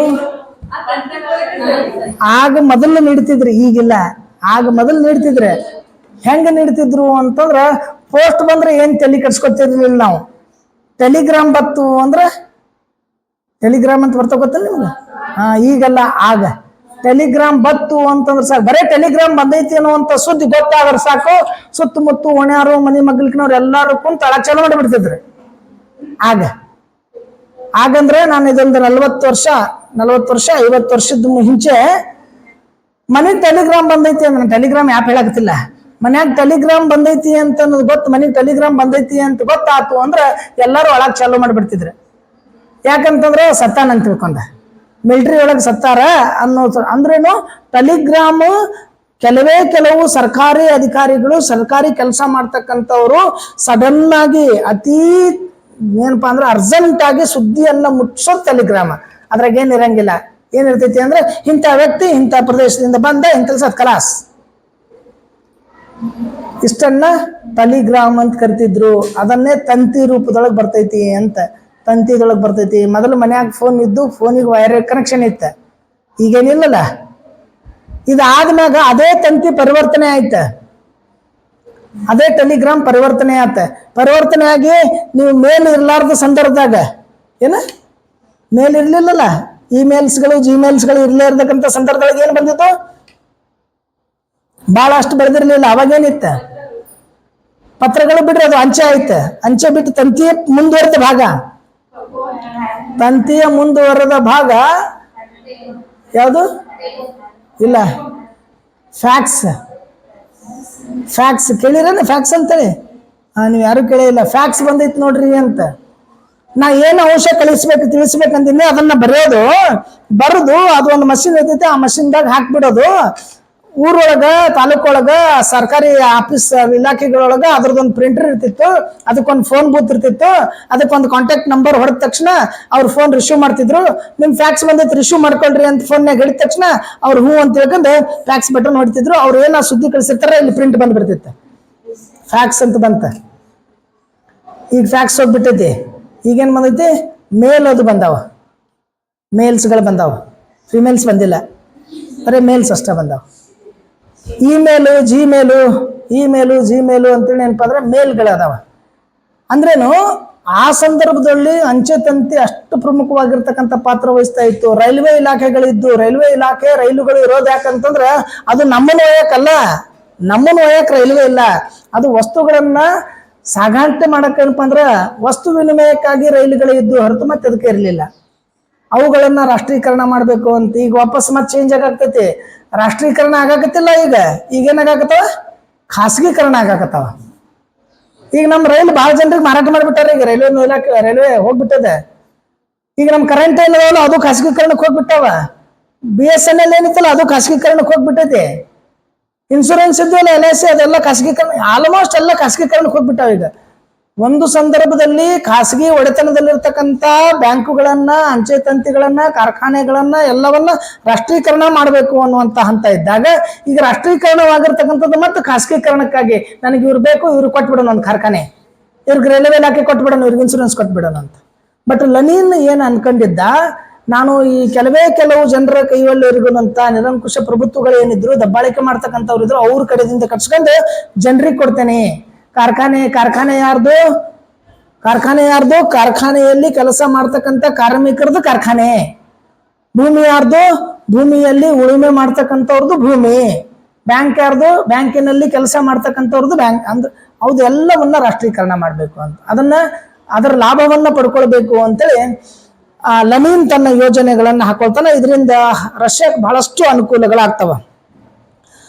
ಲೆನಿನ್ ಏನಪ್ಪ ಅಂದ್ರೆ ಶ್ರೀಮಂತರಲ್ಲಿ ಇರ್ತಕ್ಕಂಥ ಭೂಮಿಗಳನ್ನ ಕಸ್ಕೊಳ್ತಾನೆ. ಯಾರ್ಯಾರಿಗೆ ಭೂಮಿ ಇಲ್ಲಲ್ಲ ಅವ್ರಿಗೆ ಭೂಮಿ ಹಂಚ್ತಕ್ಕಂಥ ಕೆಲಸ ಮಾಡ್ತಾನೆ. ಯಾರ್ಯಾರು ಶ್ರೀಮಂತರು ಬ್ಯಾಂಕಿನೊಳಗ ಬಂಗಾರ ಇಟ್ಟಿದ್ರಲ್ಲ, ರೀಸೆಂಟ್ಲಿ ಬಿಜಾಪುರದಾಗ ಎಲ್ಲ ಬ್ಯಾಂಕ್ನಾಗ ಲಾಕರ್ ಬಂದಾಗ್ಬಿಟ್ಟು ತುಂಬಿಬಿಟ್ಟು. ಯಾಕಂತಂದ್ರ ಯಾರೋ ತುಡುಗರು ರಾತ್ರಿ ಬಂದು ಕೆಳಗಿನ ಓನರ್ ಮನೆಗೆ ಬಿಟ್ಟು ಮ್ಯಾಲ ಬಾಡಿಗೆ ಇದ್ದವ್ರ ಮನೆಗೆ ಹೋಗಿ ಅವ್ರಿಗೆ ಹೊಡೆದು ಚಾಕುಲಿ ಚುಚ್ಚಿ ಮ್ಯಾಲಿಂದ ಒಗದು ಬಂಗಾರ ತುಳು ಮಾಡ್ಕೊಂಡು ಹೋದ್ರಂತ. 4-5 ದಿವ್ಸನಾಗ ಸತ್ತವ. ಇಟ್ಟು ಸುದ್ದಿ ಬಿಜಾಪುರದಾಗ ಬಂದು ಮರುದಿವ್ಸ ತಿಳ್ಕೊಂಡು ರಾತ್ರಿ ಆಯ್ತು, ಮರುದಿವ್ಸ ಸುದ್ದಿ ಬತ್ತು. ಮರುದಿವ್ಸ ಬಿಜಾಪುರದಾಗ ಎಷ್ಟು ಬ್ಯಾಂಕ್ಗಳದಾವ ಎಲ್ಲ ಲಾಕರ್ಗಳು ಫುಲ್ ಆಗ್ಬಿಟ್ಟು. ಎಲ್ಲರೂ ತಮ್ಮ ಬಂಗಾರಗಳನ್ನ ಒಯ್ದು ಲಾಕರ್ದಾಗ ಭದ್ರವಾಗಿ ಇಟ್ಬಿಟ್ರಿ. ಹಂಗಂದ್ರ ಬಂಗಾರ ಇಟ್ಟವ್ರು ಯಾರು? ಬಂಗಾರ ಇಟ್ಟವ್ರು ಏನ್ ಬಿಡ್ಕೊಂತಿನವ್ರ? ಕೂಲಿ ಕಾರ್ಮಿಕರ, ಕಾರ್ಖಾನೆಗಳಲ್ಲಿ ಕೆಲಸ ಮಾಡವ್ರ? ಯಾರು? ರೈತರ? ಇಲ್ಲ, ಶ್ರೀಮಂತರು. ಯಾರ್ದು ಬಂಗಾರ? ಶ್ರೀಮಂತರದು. ಅದಕ್ಕೆ ಹೇಳ್ತಾನೆ ಲೆನಿನ್ ಏನ್ ಮಾಡ್ತಾನಂತಂದ್ರ ಅಲ್ಲಿರ್ತಕ್ಕಂಥ ಜಮೀನ್ದಾರರ, ಶ್ರೀಮಂತರ ಭೂಮಿಗಳನ್ನ ಕಸ್ಕೊಳ್ತಾನ, ಅದನ್ನ ರೈತರಿಗೆ ಹಂಚ್ತಕ್ಕಂಥ ಕೆಲಸ ಮಾಡ್ತಾನೆ. ಬ್ಯಾಂಕ್ಗಳಲ್ಲಿ ಏನು ಬಂಗಾರನ್ನ ಇಟ್ಟಿದ್ರಲ್ಲ, ಆಭರಣಗಳನ್ನ ಇಟ್ಟಿದ್ರಲ್ಲ, ಆ ಎಲ್ಲ ಆಭರಣಗಳನ್ನ ಮುಟ್ಟುಗೋಲು ಹಾಕ್ತಕ್ಕಂಥ ಕೆಲಸ ಮಾಡ್ತಾನೆ. ಬಂಗಾರದನ್ನ ಮುಟ್ಟಾಗಲ್ಲಿ ಹಾಕ್ಬಿಟ್ರೆ ಮುಗಿದೈತ. ಬರೇ ಲಾಕರ್ಸ್ಗಳನ್ನ ಜಪ್ತಿ ಮಾಡಿದ್ರೆ ಗೊತ್ತಿಲ್ಲ ಎಷ್ಟು ದುಡ್ಡು ಐತೆ ಲಾಕರ್ಸ್ ಒಳಗ, ಏನೇನ್ ತಂದಿಟ್ಟಾರೋ ಗೊತ್ತಿಲ್ಲ ಲಾಕರ್ದಾಗ. ಅದಕ್ಕವ ಆ ಲಾಕರ್ಸ್ಗಳನ್ನ, ಬ್ಯಾಂಕ್ಗಳನ್ನ ಏನಪ್ಪಾ ಅಂದ್ರೆ ಮುಟ್ಟುಗೋಲು ಹಾಕ್ತಕ್ಕಂಥ ಕೆಲಸ ಮಾಡ್ತಾನೆ. ಚರ್ಚ್ಗಳನ್ನ ಸಂಪೂರ್ಣವಾಗಿ ಬಂದ್ ಮಾಡ್ಬಿಡ್ತಾನೆ. ಯಾಕಂದ್ರ ಚರ್ಚ್ಗಳು ಆ ಸಂದರ್ಭದಲ್ಲಿ, ಪ್ರಾಚೀನ ಮಹಾಕ್ರಾಂತಿ ಸಂದರ್ಭದಲ್ಲಿ ಸರ್ಕಾರದೊಳಗೊಂದು ಸರ್ಕಾರ ಆಗಿದ್ದು, ಚರ್ಚ್ಗಳು ಅನೈತಿಕ ಕೇಂದ್ರಗಳು ಆಗಿದ್ದು. ಅದಕ್ಕೇನಪ್ಪ ಅಂದ್ರೆ ಅವ ಚರ್ಚ್ಗಳನ್ನ ಬಂದ್ ಮಾಡ್ತಾನ. ಆ ಚರ್ಚ್ಗಳಲ್ಲಿ ಏನ್ ಮಾಡ್ತಾನಪ್ಪ ಅಂತಂದ್ರ ಶಾಲೆಗಳನ್ನ ಆರಂಭ ಮಾಡ್ತಾನ. ಅದಕ್ಕೆ ಕ್ರಿಸ್ತ ಮಿಷನರಿಗಳು ಅಂತ ಬಂದು, ಕ್ರಿಸ್ತ ಮಿಷನರಿಗಳು ಅಂತ ಏನ್ ಬಂದು ಅಲ್ಲ, ಆವಾಗ ಶಿಕ್ಷಣ ಸಂಸ್ಥೆಗಳು ಪ್ರಾರಂಭ ಆದವು. ಅದ್ರ ಜೊತೆ ಏನಪ್ಪಾ ಅಂತಂದ್ರ ಕಾರ್ಖಾನೆಗಳು ಪ್ರಾರಂಭ ಆದವು, ಮ್ಯೂಸಿಯಂಗಳು ಏನಪ್ಪಾ ಅಂದ್ರೆ ಪ್ರಾರಂಭ ಆದವು. ಚರ್ಚ್ಗಳನ್ನ ತೆಗೆದು ಹಾಕಿ ಅಲ್ಲಿ ಕಾರ್ಖಾನೆಗಳನ್ನ, ಮ್ಯೂಸಿಯಂಗಳನ್ನ, ಮತ್ತೇನಪ್ಪಾ ಅಂತಂದ್ರ ಶಾಲೆಗಳನ್ನ ಆರಂಭ ಮಾಡ್ತಾನ. ಬಹಳಷ್ಟು ಜನರಿಗೆ ವಿರೋಧ ಬರ್ತೈತಿ. ಆ ವಿರೋಧಕ್ಕೆ ಯಾವುದಕ್ಕೂ ತಲೆ ಕಟ್ಸ್ಕೊಳ್ಳೋದಿಲ್ಲ.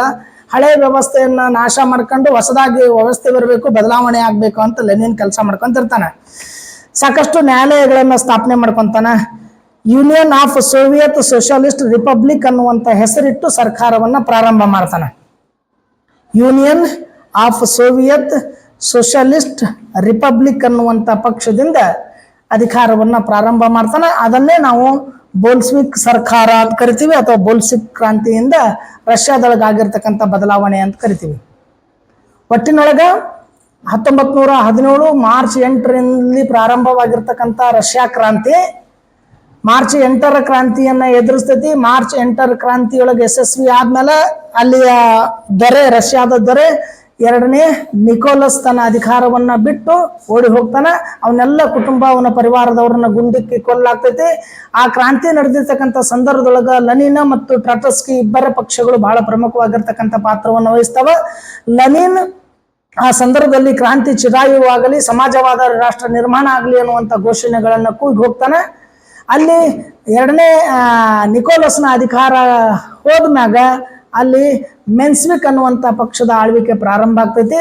ಅಲೆಕ್ಸಾಂಡರ್ ಕರೆನ್ಸ್ಕಿ ತಾತ್ಕಾಲಿಕವಾಗಿರ್ತಕ್ಕಂಥ ಸರ್ಕಾರವನ್ನ ಆರಂಭ ಮಾಡ್ತಾನೆ. ಆ ತಾತ್ಕಾಲಿಕವಾಗಿರ್ತಕ್ಕಂಥ ಸರ್ಕಾರ ತನ್ನ ಏನು ಗುರಿ ಉದ್ದೇಶ ಇಟ್ಕೊಂಡಿತ್ತು ಅದನ್ನ ಯಶಸ್ವಿ ಮಾಡೋದ್ರೊಳಗೆ ಸಂಪೂರ್ಣವಾಗಿ ವಿಫಲ ಆಗ್ತೈತಿ. ಆ ವಿಫಲತೆಗೆ ಮತ್ತೆ ರಷ್ಯನ್ರು ಕ್ರಾಂತಿಗೆ ಇಳಿಯಕ್ ಪ್ರಾರಂಭ ಮಾಡ್ತಾರ, ಕ್ರಾಂತಿಗೆ ಇಳಿತಾರ. ಆಗ ಸ್ವಿಟ್ಜರ್ಲೆಂಡ್ ದಲ್ಲಿರ್ತಕ್ಕಂಥ ಲೆನಿನ್ ಅದರ ಲಾಭ ಪಡ್ಕೊಂಡು ರಷ್ಯಾಕ್ಕೆ ಬರ್ತಾನ. ಆ ಕ್ರಾಂತಿಕಾರಿಗಳಲ್ಲಿ ಉದ್ದೇಶಿಸಿ ಮಾತನಾಡ್ತಾನ. ಅಲೆಕ್ಸಾಂಡರ್ ಕರೆನ್ಸಿಯ ಸರ್ಕಾರ ವಿಫಲ ಆಗೈತಿ, ಆ ಸರ್ಕಾರವನ್ನ ಕಿತ್ತೊಗಿಬೇಕು, ಕ್ರಾಂತಿ ನಿರಂತರವಾಗಿರ್ಬೇಕು, ರೈತರಿಗೆ ಅವಕಾಶ ಕೊಡಬೇಕು, ಕೂಲಿ ಕಾರ್ಮಿಕರಿಗೆ, ರೈತರಿಗೆ ಭೂಮಿ ಕೊಡಬೇಕು, ಬ್ಯಾಂಕುಗಳು, ಅಂಚೆ ತಂತಿಗಳು ಎಲ್ಲ ರಾಷ್ಟ್ರೀಕರಣ ಆಗ್ಬೇಕು ಅನ್ನುವಂಥ ಘೋಷಣೆಗಳನ್ನ ಕೂಗ್ತಾನ, ಹೇಳ್ತಾನ. ಅದರಿಂದ ಏನಪ್ಪಾ ಅಂತಂದ್ರ ಲೆನಿನ್ ಯಶಸ್ವಿ ಆಗ್ತಾನ. ಬೋಲ್ಸ್ವಿಕ್ ಮೆನ್ಸ್ವಿಕ್ ಪಕ್ಷ ತಾತ್ಕಾಲಿಕ ಸರ್ಕಾರ ನಾಶ ಆಗ್ತೈತಿ. ಆ ಬೋಲ್ಸ್ವಿಕ್ ಕ್ರಾಂತಿ ಅಥವಾ ಬೋಲ್ಸ್ವಿಕ್ ಸರ್ಕಾರದ ಆರಂಭ ಆಗ್ತೈತಿ. ಇದೆಲ್ಲವೂ ಏನಪ್ಪಾ ಅಂತಂದ್ರ ರಷ್ಯಾ ಕ್ರಾಂತಿಯಲ್ಲಿ ನಡೆದಿರ್ತಕ್ಕಂತಹ ಘಟನೆಗಳು. ಹಾಗಾದ್ರೆ ರಷ್ಯಾ ಕ್ರಾಂತಿಯ ಪರಿಣಾಮ ಏನಾತು ಅಂತಂದ್ರೆ, ನಿಮಗೆಲ್ಲರಿಗೂ ಗೊತ್ತಿದ್ದಂಗ ಆ ರಷ್ಯಾ ಕ್ರಾಂತಿ ಮಾರ್ಚ್ 8ಕ್ಕೆ ಆರಂಭ ಆಗಿತ್ತು. ಆ ಮಾರ್ಚ್ 8ಕ್ಕೆ ಆರಂಭ ಆಗಿರ್ತಕ್ಕಂಥ ಕ್ರಾಂತಿದೊಳಗನೆ ರಷ್ಯಾದ ಝಾರ್ ದೊರೆ ಎರಡನೇ ನಿಕೋಲಸ್ನ ಆಳ್ವಿಕೆ ಸಂಪೂರ್ಣವಾಗಿ ಹೋಗ್ಬಿಡ್ತೈತಿ, ನಾಶ ಆಗ್ಬಿಡ್ತೈತಿ. ಅಂದ್ರೆ ಬರೀ ಝಾರ್ ನಿಕೋಲಸ್ನ ದೊರೆ ಅಷ್ಟೇ ಅಂತ ಆಗಂಗಿಲ್ಲ, ಝಾರರ ಆಳ್ವಿಕೆನೆ ಕೊನೆ ಆಗ್ಬಿಡ್ತೈತಿ. ಸರಿಸುಮಾರು 3 ಶತಮಾನಗಳಿಂದ ಝಾರ್ ವಂಶಸ್ಥರು ರಷ್ಯಾವನ್ನ ಆಳ್ತಾ ಇದ್ರು. ಅವರ ಆಳ್ವಿಕೆ ಅಂತ್ಯ ಆಗ್ತದೆ. ಎರಡನೇ ನಿಕೋಲಸ್ ಮತ್ತು ಅವನ ಪರಿವಾರ ಎರಡನೇ ನಿಕೋಲಸ್ ಮತ್ತು ಅವನ ಪರಿವಾರದವರನ್ನ ಬಂಧಿಸಿ ಗುಂಡಿಕ್ಕಿ ಕೊಲ್ತಾರ. ಇದು ರಷ್ಯಾ ಕ್ರಾಂತಿಯ ಪರಿಣಾಮ ಅಂತ ಆಗ್ತದೆ. ಇನ್ನೊಂದು ಪರಿಣಾಮ ಏನು ಅಂತಂದ್ರೆ, ರಷ್ಯಾ ಕ್ರಾಂತಿ ಪ್ರಭಾವದಿಂದ ರಷ್ಯಾ ಮೊದಲೇ ಮಹಾಯುದ್ಧದೊಳಗೆ ಭಾಗವಹಿಸಿರ್ತೈತಿ. ಆ ಮೊದಲೇ ಮಹಾಯುದ್ಧದಲ್ಲಿ ಭಾಗವಹಿಸಿ ಸಾಕಷ್ಟು ಸೈನ್ಯವನ್ನ ಕಳ್ಕೊಂಡಿರ್ತೈತಿ, ಅಪಾರ ಪ್ರಮಾಣದ ಸಂಪತ್ತನ್ನ ಕಳ್ಕೊಂಡಿರ್ತೈತಿ, ಸೋಲನ್ನ ಅನುಭವಿಸಿರ್ತೈತಿ. ಅದರಿಂದ ರಷ್ಯಾ ಏನಪ್ಪಾ ಅಂದ್ರ ಪಾರಾಗ್ತೈತಿ. ರಷ್ಯಾ ಮೊದಲನೇ ಮಹಾಯುದ್ಧದಿಂದ ಹೊರಗೆ ಬರ್ತೈತಿ. ಕ್ರಾಂತಿಯ ಪ್ರಭಾವದಿಂದ ರಷ್ಯಾ ಮೊದಲನೇ ಮಹಾಯುದ್ಧದಿಂದ ಹೊರಗೆ ಬರ್ತೈತಿ. ಅಲ್ಲಿ ಏನಪ್ಪಾ ಅಂತಂದ್ರೆ ಜರ್ಮನಿ ಜೊತೆ 1917 ನವೆಂಬರ್ ತಿಂಗಳೊಳಗೆ ಒಂದು ಒಪ್ಪಂದ ಮಾಡ್ಕೊಂತಾರ. ಒಪ್ಪಂದ ಮಾಡ್ಕೊಂಡು ಯುದ್ಧ ನಿಲ್ಲಿಸಿ ಸೈನ್ಯವನ್ನ ರಷ್ಯಾ ವಾಪಸ್ ಕರೆಸಿಕೊಳ್ತೈತೆ. ಇದ್ರ ಜೊತೆ ರಷ್ಯಾ ಕ್ರಾಂತಿಯ ಪರಿಣಾಮ ಏನಾಯ್ತು ಅಂತಂದ್ರ, ಪ್ರಭಾವ ಏನಾಯ್ತು ಅಂದ್ರ ಮಾರ್ಕ್ ಸಿದ್ಧಾಂತ ಬೆಳೆದು ಅಂತ. ಮಾರ್ಕ್ಸ್ನ ತತ್ವಗಳು ಏನಿದ್ದು, ಮಾರ್ಕ್ಸ್ವಾದತ್ವ ಏನಿತ್ತು ಅದನ್ನ ಬೆಳೀತು. ಸಮತಾವಾದ, ಸಮಾಜವಾದ ಸಿದ್ಧಾಂತಗಳು ಏನಪ್ಪಾ ಅಂದ್ರ ಬೆಳೆದು ಕ್ರಾಂತಿ ಯಶಸ್ವಿ ಆಯ್ತು. ಬಹುಶಃ ಚೀನಾ ಮತ್ತು ಅದರ ಪೂರ್ವದಲ್ಲಿರ್ತಕ್ಕಂಥ ದೇಶಗಳೇನಿದಾವಲ್ಲ ಅವೆಲ್ಲವೂ ಕಮ್ಯುನಿಸ್ಟ್ ಸಿದ್ಧಾಂತಕ್ಕೆ ಒಳಪಟ್ಟು, ಅದಕ್ಕೆ ಪ್ರಭಾವಕ್ಕೆ ಒಳಪಟ್ಟು, ಅಂದ್ರೆ ಕಮ್ಯುನಿಸ್ಟ್ ಸಿದ್ಧಾಂತ ಅಥವಾ ಮಾರ್ಕ್ ಸಿದ್ಧಾಂತಗಳು ರಷ್ಯಾದೊಳಗೆ ಬೆಳವಣಿಗೆ ಆದವು. ರಷ್ಯಾ ಪ್ರಾಬಲ್ಯಕ್ಕೆ ಬತ್ತು. ರಷ್ಯಾ ಕ್ರಾಂತಿಯ ನಂತರ ರಷ್ಯಾ ಪ್ರಾಬಲ್ಯಕ್ಕೆ ಬರ್ತೈತಿ. ಕ್ರಾಂತಿಯ ಪೂರ್ವದಲ್ಲಿ ರಷ್ಯಾ ದುರ್ಬಲ ಆಗಿತ್ತು. 1917 ಏನು ಕ್ರಾಂತಿ ನಡೆದಿತ್ತು, ಆ ಕ್ರಾಂತಿಯ ಮೊದಲ ಏನು ಮೊದಲನೇ ಮಹಾಯುದ್ಧ ಆಗಿರ್ತದಲ್ಲ, ಆ ಮೊದಲನೇ ಮಹಾಯುದ್ಧದೊಳಗ ಮತ್ತು ಅದಕ್ಕಿಂತ ಪೂರ್ವದಲ್ಲಿ ಯುದ್ಧಗಳು ಏನು ನಡೆದಿದ್ದು, ಆ ಯುದ್ಧದೊಳಗೆ ನಿರಂತರವಾಗಿ ಭಾಗವಹಿಸಿದ್ರಿಂದ ರಷ್ಯಾ ಸಂಪೂರ್ಣವಾಗಿ ದುರ್ಬಲ ಆಗಿತ್ತು, ಸೈನ್ಯ ಕಳ್ಕೊಂಡಿತ್ತು, ಸಂಪತ್ತು ಕಳ್ಕೊಂಡಿತ್ತು, ಆರ್ಥಿಕ ಮುಗ್ಗಟ್ಟನ್ನು ಅನುಭವಿಸಿದ್ದು, ಬೆಲೆಗಳ ಗಗನಕ್ಕೇರಿದ್ದು, ಆಹಾರದ ಅಭಾವ ಆಗಿತ್ತು, ಅತಿವೃಷ್ಟಿ ಆಗಿತ್ತು, ಎಲ್ಲವನ್ನ ಅನುಭವಿಸಿ ರಷ್ಯಾ ದುರ್ಬಲ ಆಗಿತ್ತು.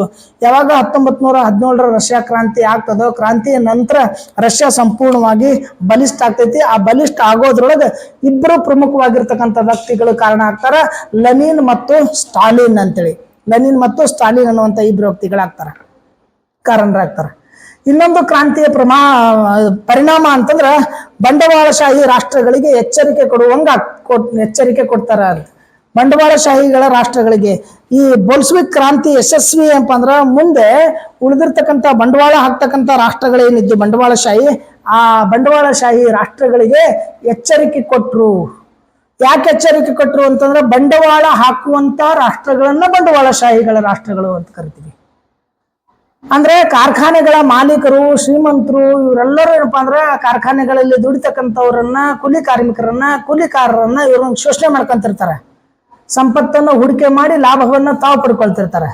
ಕಮ್ಯುನಿಸ್ಟ್ ತತ್ವ ಏನಿತ್ತು ಅಂತಂದ್ರ, ಕಮ್ಯುನಿಸ್ಟ್ ತತ್ವ ಕಾರ್ಮಿಕರು ಮತ್ತು ಮಾಲೀಕರ ಮಧ್ಯೆ ಸಮಾನತೆಯನ್ನು ತರೋದು ಅಂತ, ಇಬ್ಬರಿಗೂ ಈಕ್ವಲ್ ಶೇರ್, ಈಕ್ವಲ್ ಹಕ್ಕು ಅಂತ. ಕೂಲಿ ಮಾಡ್ತಕ್ಕಂಥವ್ರಿಗೆ, ಜಮೀನ್ದಾರನಿಗೆ ಇಬ್ಬರಿಗೂ ಸಮಾನತೆ ತರಬೇಕು ಅಂತ.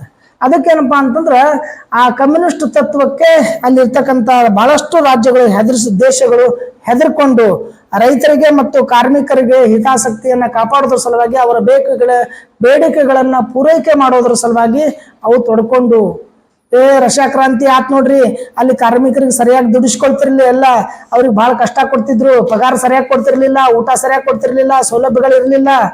ಆ ಜಮೀನ್ದಾರ ಕೂಲಿ ಮಾಡೋರು ಇದ್ರಲ್ಲ, ಅವರು ಅಲ್ಲಿ ಕೂಲಿ ಕಾರ್ಮಿಕರು, ಅವರೆಲ್ಲರ ಸ್ಥಿತಿ ಬಹಳ ಚಿಂತಾಜನಕ ಆಗಿತ್ತು. ಅದಕ್ಕೆ ಕ್ರಾಂತಿ ಆತು. ನೀವು ಹಂಗೇನಾರ ಕಾರ್ಮಿಕರನ್ನ ಬೇರೆ ಬೇರೆ ರಾಷ್ಟ್ರದೊಳಗ ನೀವು ಕಾರ್ಮಿಕರನ್ನ ಹಂಗ ಶೋಷಣೆ ಮಾಡಿದ್ರೆ ರಷ್ಯಾದಾಗ ನಡೆದಿರ್ದಂಗ ಕ್ರಾಂತಿ ನಡಿತೈತಿ ಅನ್ನುವಂತ ಎಚ್ಚರಿಕೆ ರಷ್ಯಾ ಕ್ರಾಂತಿ ಕೊಡ್ತು.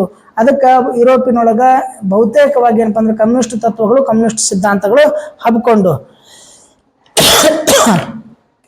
ಇನ್ನ ರಷ್ಯಾ ಕ್ರಾಂತಿಯಿಂದ ಕಮ್ಯುನಿಸ್ಟ್ ತತ್ವ ಹಬ್ತು ಅಂತಂದ್ರೆ ಬಂಡವಾಳಶಾಹಿಗಳು ಹೋಗ್ಬಿಡ್ತೇನೋ? ಇಲ್ಲ. ಕಮ್ಯುನಿಸ್ಟ್ ಏನಂತಂದ್ರ ಕಮ್ಯುನಿಸ್ಟ್ ಸಾಮ್ರಾಜ್ಯಶಾಹಿ ಬೆದರಿಕೆಗಳು ಪ್ರಾರಂಭ ಆಗ್ತಾವ. ಕಮ್ಯುನಿಸ್ಟ್ರದೇ ಬೆದರಿಕೆ ಪ್ರಾರಂಭ ಆಗಕ್ ಸ್ಟಾರ್ಟ್ ಆಗ್ತಾವ.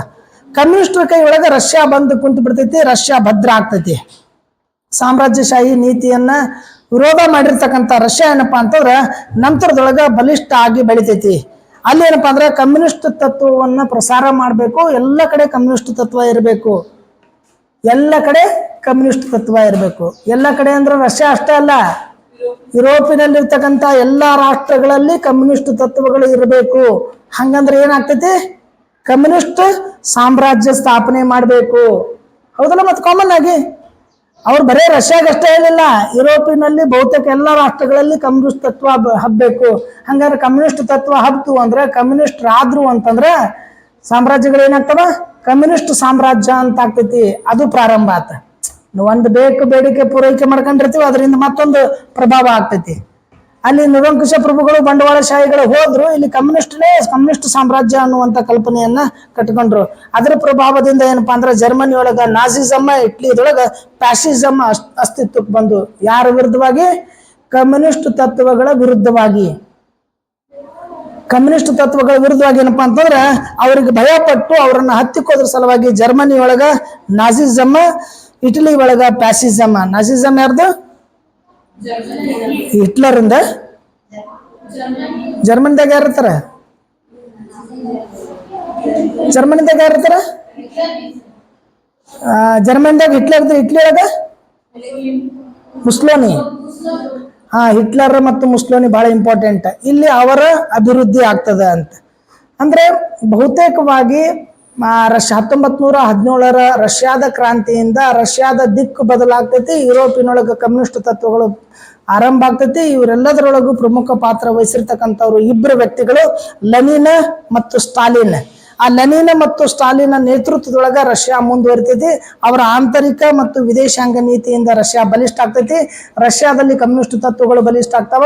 ಬಹಳಷ್ಟು ರಾಷ್ಟ್ರಗಳು ಕಮ್ಯುನಿಸ್ಟ್ ತತ್ವವನ್ನ ಅನುಸರಿಸಕ್ ಪ್ರಾರಂಭ ಮಾಡ್ತಾವ. ಬಹುತೇಕ ರಾಷ್ಟ್ರಗಳು ಕಮ್ಯುನಿಸ್ಟ್ ತತ್ವಗಳಿಗೆ ಹೆದರಾಕ್ ಪ್ರಾರಂಭ ಮಾಡ್ತಾರ. ಆ ಹೆದರಿಕೆನೆ ಮುಂದೆ ಏನಪ್ಪಾ ಅಂತಂದ್ರ ಇಟ್ಲಿ ಏಕೀಕರಣ, ಜರ್ಮನಿ ಏಕೀಕರಣ ಚಳವಳಿಗಳು ಪ್ರಾರಂಭ ಆಗ್ತಾವ.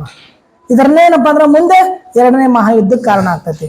ಇನ್ನು ರಷ್ಯಾದ ಅಭಿವೃದ್ಧಿಗೆ, ರಷ್ಯಾದ ಏಳಿಗೆಗೆ, ರಷ್ಯಾದಲ್ಲಿರ್ತಕ್ಕಂಥ ಲೆನಿನ್ ಮತ್ತು ಸ್ಟಾಲಿನ್ ಅವ್ರು ಏನ್ ಮಾಡಿದ್ರು ಅನ್ನೋದು, ಅವರ ಸಾಧನೆಗಳನ್ನ ನೆಕ್ಸ್ಟ್ ಅವಧಿ ಒಳಗೆ ನೋಡೋಮಂತ.